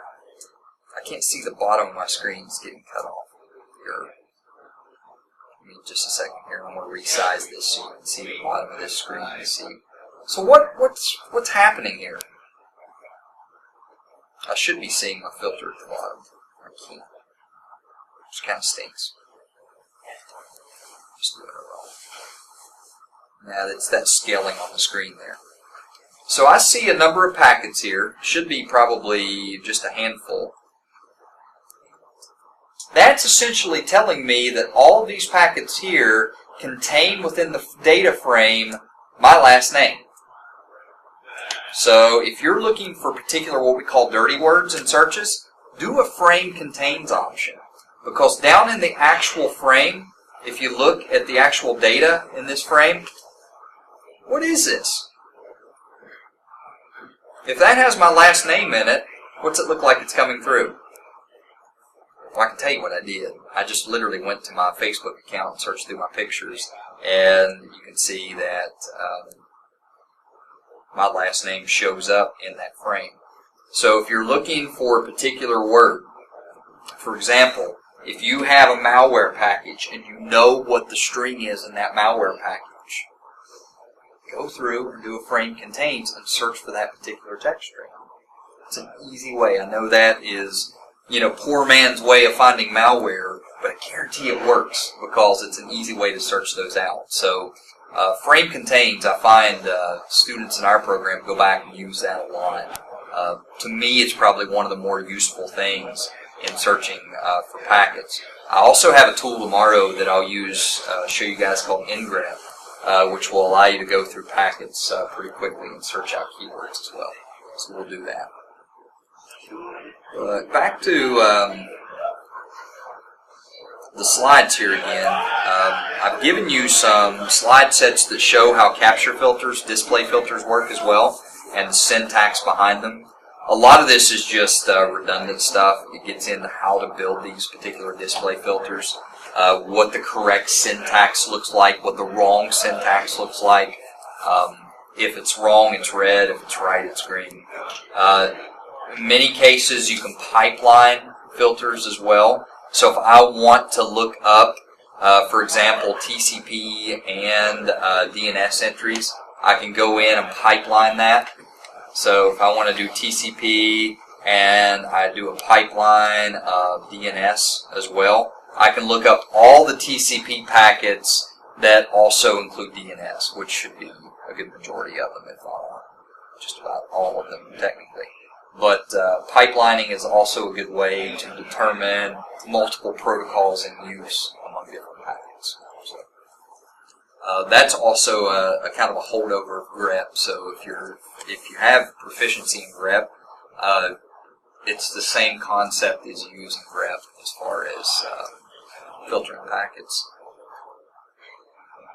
I should switch that a lot easier.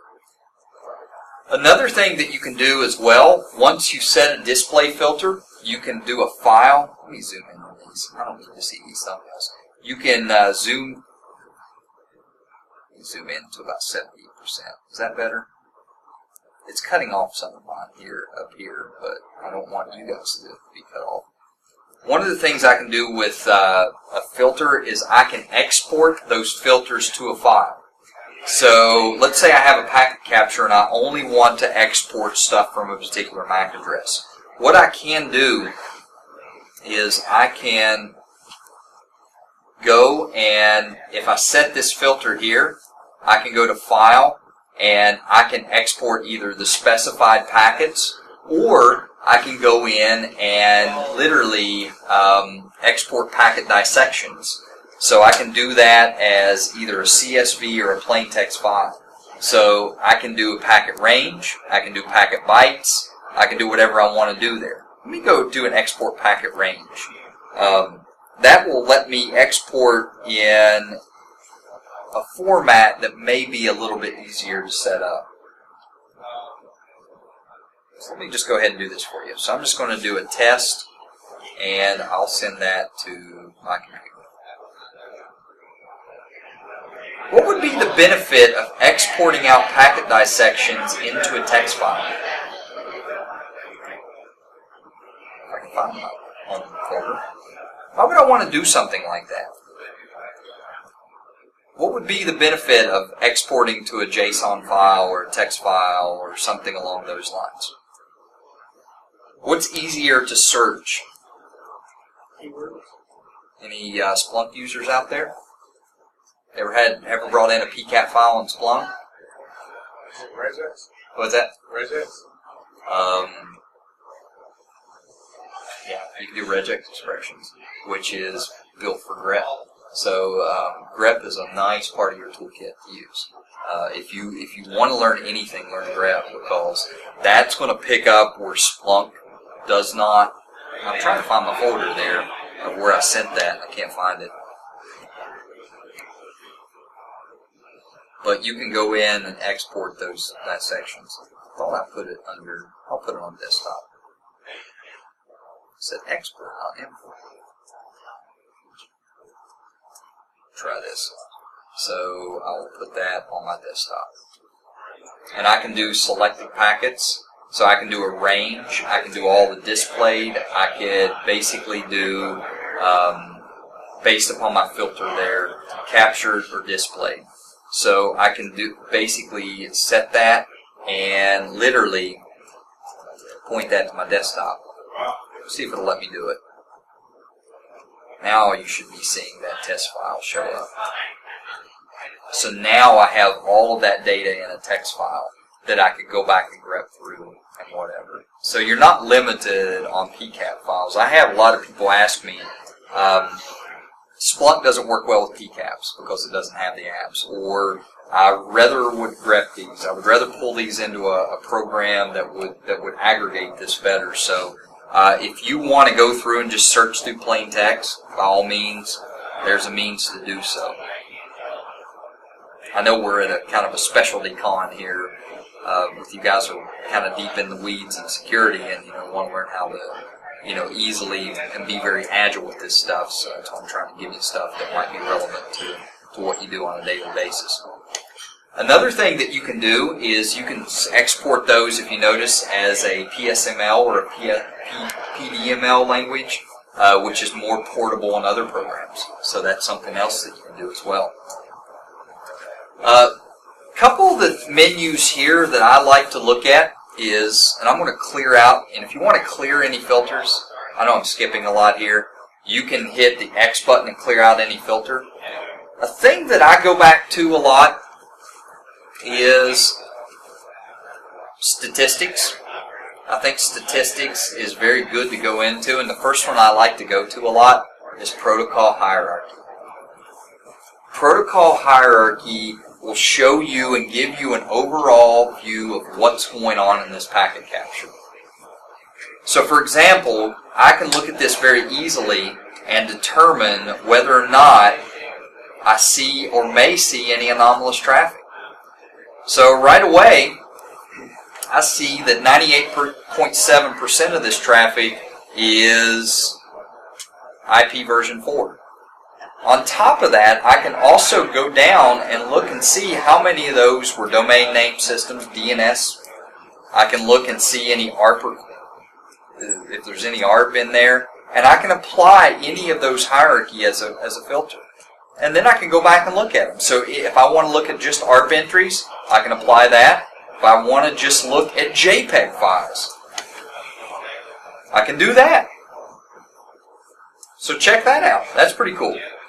I'll make sure I'm staying on topic here. So right there is all of my packets that transmitted a JPEG file. Easily kind of filtered out for me.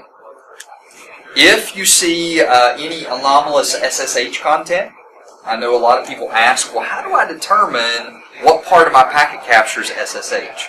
I don't want to go in and build filters. Protocol hierarchy, wonderful thing to use because you can be very, very quick at switching data. But it breaks down a lot here on what you can view. Another menu that I like to go in is TCP streams. That's also an important thing. So how do we follow a TCP stream? So obviously a packet of data is not going to do you much. A stream of data may do you a lot. So let's say with that JPEG filter already established up in the analog or up in the statistics earlier, I want to follow this stream and basically see what's going on here. So the easy way to do that is just to right-click on any packet, go down to follow, and you can follow the TCP stream of that particular packet capture. You can do this to any packet. Now, what does this mean here? The red stuff is stuff that is being sent from the source. The blue stuff is the stuff that's coming back. So this basically follows the sequence of what's going on in that transaction to transfer a photo. Okay? So that's what we're looking at. We're looking at a packet transaction where an entire JPEG file has been transferred here. You guys know how malware payloads sometimes download themselves? Have you ever seen them before? Image files. Image files embedded into web pages. GIF files. GIF files, if you want to call them that. You can dig into these streams and you might see some stuff that might be of value with you. Tomorrow, when we get into the network forensics section, I will show you how to carve out plain text passwords and how to carve the files out of these. Also, we'll look at some malware traffic. We'll look at some streams from visits to malware-infected sites. You'll see the anomalous traffic being dug out of here. So it's really important to determine at this point, red is what's being sent, blue is what you're getting. And what else do you notice what's happening in the background here as I dig through the TCP stream? This is cool. It shows you what part of that particular stream that packet of data is actually coming through. So you notice that there? It shows you where the packet cutoffs are and going. So as you click through there, you can follow it in the packet sequence. So you can do that to any packets. You can also filter out that stream of data just by clicking that button. So you can also do a packet stream filter by that. But it is a really nice option to know how to follow the TCP stream. And that's they're going through analyze, follow, TCP stream. You can also follow the HTTP stream, which is a little bit different. It filters out some of the extraneous TCP data. So if it's an HTTP packet, you can see some of the data a little bit better formatted in here. And you can see right there, there's your JPEG file. And there's your JPEG payload. Any questions on that? Let's go into expert. See if I can get into here. So one of the things that you can do as well in statistics, I believe, is analyze. You can, let's see if I can find it. I'm running out of, let's see, what about not? Actually, I'll go back to the slides because I'm not seeing it translate my screen here very well. Sorry to keep you hanging here.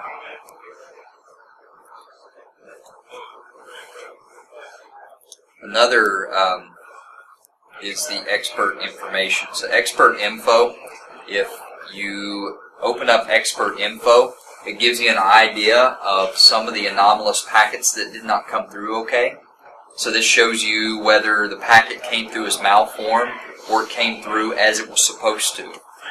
What we're finding, and I won't quote to this because I've seen very few packet transmissions where this has happened. Sometimes packets that have been laden with malware or have been infected with malware will sometimes come through malformed. And sometimes you can see in certain malware payloads that packets will come through malformed. In this case, we probably don't have any, so the expert information in this one is not going to show you much other than a couple of anomalous packets. But if you see anything where warned or notes or stuff has been made, expert info may give you an indicator that these are your malformed packets and your site's infected. So that's some places to look. Another thing that you can look at as well, which is right under protocol hierarchy, is conversations. Conversations will show me essentially who is communicating with what via IP address. So you can see here it shows you IP address A and IP address B. It shows you how many packets were sent between those two addresses, how large the packets were, and it shows you an up and down stream between those. So it gives you a lot of indicators of who's chattering with what.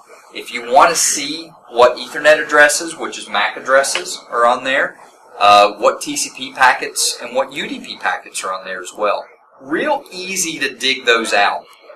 Just to be honest, one of the easy things you can do is just go run that and look at the conversations there. You can do that as well. So in this case, I can look at UDP packets, anything coming across port 53. I can look and see if anything's kind of wonky there. I can also see, okay, who was that 0.100 communicating with? So I could do that, and then I can apply that as a filter as well. And I can also do which way that I want that filter to be applied. So that's really helpful. Just know that there's not a single option in WireShark 2 that can't be filtered. Okay? So chances are, if you see it on the screen, you could probably right-click it and apply it as a filter, or prepare it as a filter. So this is the secret sauce to WireShark, basically.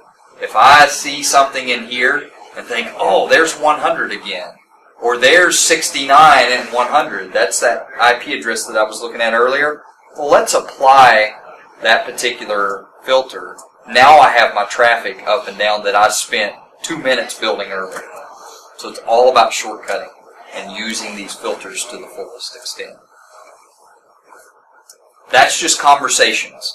So another thing that we can do as well is endpoint statistics. So we can run endpoint statistics against our particular network and see what's communicating with what. So I could, let's say that I want to see that IP address from Facebook there. I can apply that selected as a filter, and then I can map that. This is really cool. So it shows me on the map of where it's geolocating those IP addresses with. That's kind of neat, because people are visual these days, and you can see all of the locations that these particular addresses are coming from. So that's kind of cool in that filter to use. You can limit to display filter and map it based upon that too, which should take me into Menlo Park. So if I zoom out, so you can, it's kind of funny that it's that still. You can kind of see at where Facebook's server is there, at least where it's reporting from. I think that's kind of cool, what I found it to be. You can also copy that into a CSV file if need be. So if you want to look at it more of a spreadsheet format, you can do that. You can also do change your endpoint types there, so that you have a lot of options in endpoints in regards to what you can map. You can also copy these packets. I already went through that. The CSV packets. Let me just go ahead and do it. So if I have, it's kind of hard to do in Kali, but you can paste that into a CSV page, basically. So I won't get into that. Another thing that I find really nice in this as well is using flow graphs. Flow graphs will give me an idea of who's also communicating with who. You find that under statistics as well. The flow graph is basically an I/O graph here. I'll do both, but a flow graph is kind of awesome because it shows you where the traffic is coming up and down from. So you can visually map that. You can also do a save as of that traffic if need be. If you do a save as of the traffic, it'll try to save it as a picture format, and it tries to save it as a PNG. So there's not very many options. Well, I can do a flow graph, save that, go back to my desktop. Now I can see the flow of data from that point that I was looking at on the screen. So if you want to show your administrative staff, okay, this is where certain packets are going to and from. Here's the port that it's communicating on, which is right there, TCP port 80, and you can see the packet sequence in there that it's coming in. You can save that to a picture file. So you can set display filters and stuff in there as well. There's an I/O graph that you can run through there as well, which is it's in there somewhere, the I/O graph. If I want to run an I/O graph on when traffic's peaked in my network, I could run certain things and run certain filters in there. So the best thing to do here is what I would recommend is you just add in all and set a display filter. And if I want to set a display filter of IP, check this out. So I can do IP.addr double equals, and it'll save some of my order filters. 192.168.0.100. I can set that, and I can even set it as a color in my chart to say I want to see that as yellow data. And you can see here that obviously I don't see it in my field here. That's because I probably have it filtered out. It should be showing up. Do time of day. I can do time of day, and did I reset it?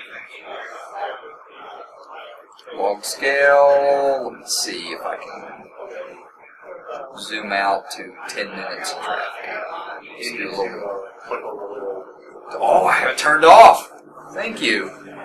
It's hard to see on this big screen up here. So let's do. Let's go down to 1 second. You can see I have a line chart on there now. I can change that over to a bar chart if I need to, if I want it to look more appealing. And then reset it. So I can look and see when the spikes of that traffic occurred. So if you're building like a pen test report or a report to show to admin, hey, we're getting bombarded with traffic from, Afghanistan, for example, or what's reporting to be from Afghanistan. This is a really neat way to chart IP-based info without having to deal with the Splunk, basically. Some people like to chart data in Splunk.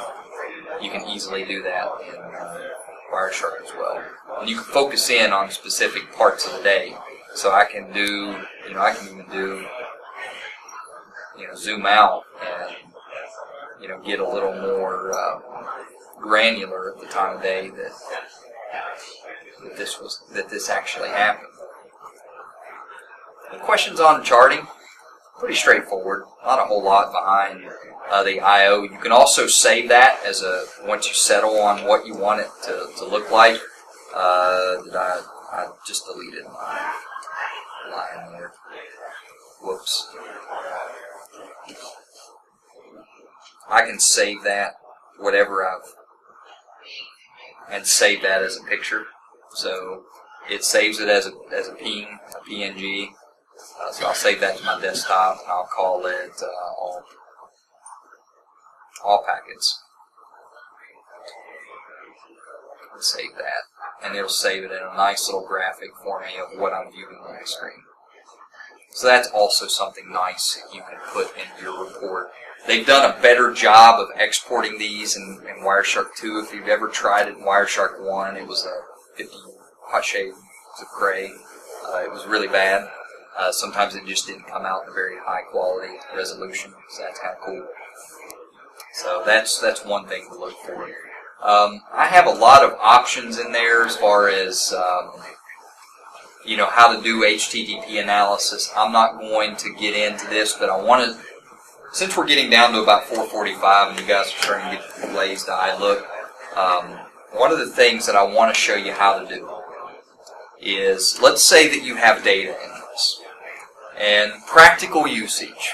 You have a web page. The web page of either your client or your business has been compromised. You may have a redirect to an anomalous website that's going out and downloading an exploit kit or a malware package onto your users. Your admin staff has asked you, what is going on when I visit that web page?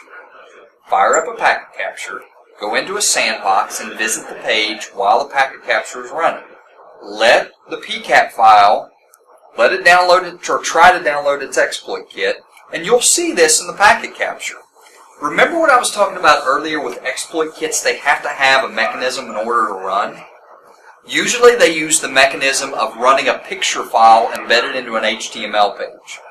So what you could do is, if you visited that web page and you know it's HTTP content, you can export out all of that stuff and those files and then scan them and see if they're laced with malware, and then you know what kind of malware you're up against.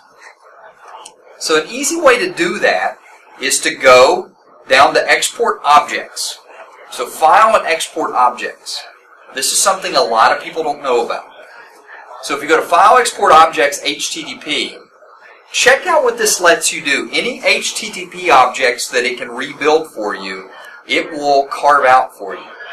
In this case, you see a lot of JPEGs, HTML formatted web page, JavaScript, HTML content, a lot of stuff in there, right? Watch this. I can do a save all command.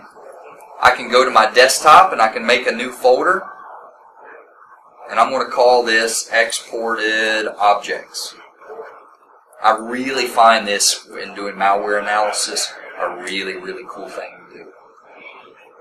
And then I'll just save it all there, hopefully. If it'll let me do it. And I'll let me do it.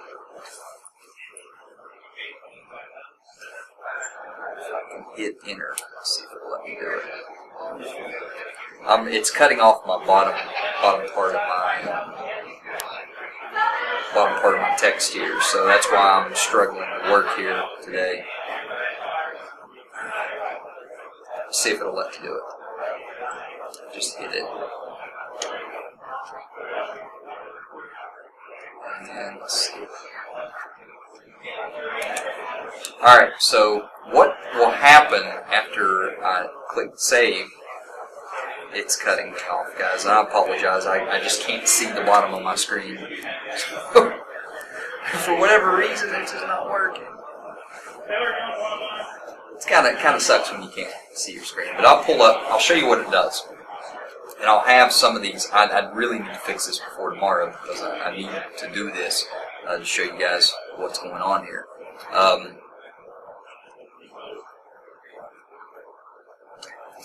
Anybody got any ideas what I can do here? I'll click save. Yeah, that works. I was trying to do the save all. Yeah. Okay. Thanks for bailing me out there. So inside of that exported objects, once it saves it, let's see if I can go in and click into the folder now. Now Kelly's going nuts on me. It's all those exported objects. It's really slowing it down a bit. Yuck. Okay. Now let's double click. Open that. Where are you going? Let me go to desktop here. I'll have to dig into it this way for whatever reason. So the folder's saying it's empty. I think you saved it to the other folder. Did I save it to the other folder? Let me go back and do this again. So if I go back, do a file, export objects, HTTP. Let's do a save all. Let's go to that folder again, exported objects. Let's open that up. I think I can save it. Did it go there? That's the file right there, correct? I should have done a save all. Word.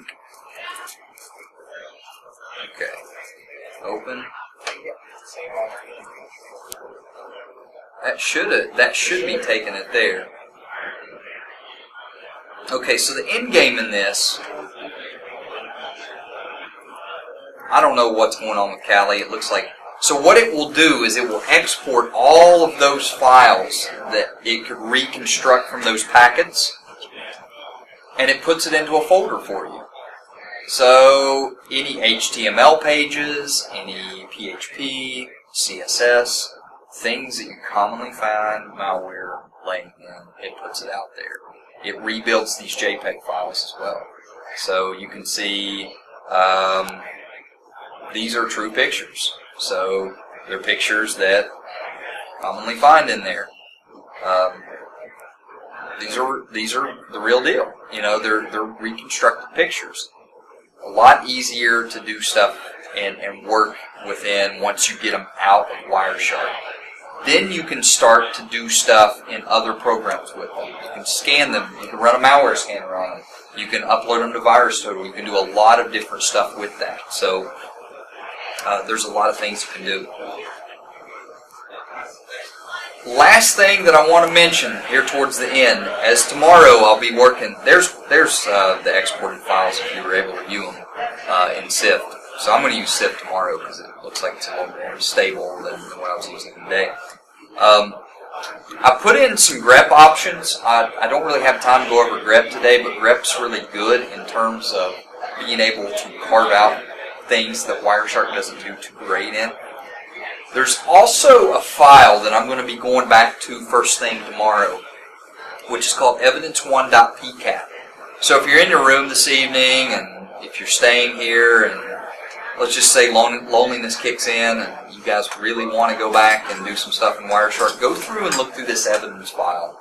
What we're going to do, there's passwords in this, there is user accounts, there's data. This is planted with a lot of data. So if you're looking at today and say, man, I didn't learn anything, this is stuff that I already knew, everything that I did a baseline with today will be used tomorrow in some way, shape, or form. So it's kind of like a scaffolding. We're going to take what goes from these WireShark slides here, what we taught in WireShark, and directly apply it in network forensics. It's unbelievable of the stuff that you can extract out of these packets just from knowing where to look. So come back and join us tomorrow. It'll be fun. Talk to any of our Marshall students floating around up here. A lot of them will debate that this is probably one of their favorite classes because of all the stuff that they pull out. You guys, some of you guys had network forensics, so around the wall. It's fun. It's a fun part of class. So, if there's anything that I can do, I'm going to repost the Network Forensics Challenge. Hopefully I'll have that up this evening, so keep an eye on the Twitter page. If there's anything I can do to help you guys, I'm going to put my cards up here. If anything, you run across problems in your business or your whatever, and you need some extra eyes to look at things, by all means, contact me. I mean that. That's the purpose of conferencing is networking. And I'm right down the river here, so I'm a local guy in West Virginia. So put it also in that GitHub repository some WireShark and TCP display filters that will help you out as well. So print those out, hang them on your wall, hang them on mine. Really help you out in terms of how to navigate around these things. So apologies for some of the technical snafus there, but and one last thing, and I'll mention this again tomorrow. If you're really wanting to get into this, there's a guy out there by the name of Brad Duncan. Brad Duncan is maybe a malware traffic analysis. He runs a site called Malware Traffic Analysis. If you like playing around with PCAP files and you want to learn more about malware traffic, it's a whole site of nothing but PCAP files and scenarios where he's literally visited infected websites and he goes through exactly how to break down these particular packet captures. It's loads of fun. I do this on spare time, believe it or not. I'd rather do this and watch TV. He goes through and talks about how these exploits download and the breakdown of them within WireShark. So if you really want to get good at this is fun stuff. I'm going to go through a scenario that's a lot like this tomorrow in our network section. So come back and play. We'll have fun. Thank you. No problem, guys.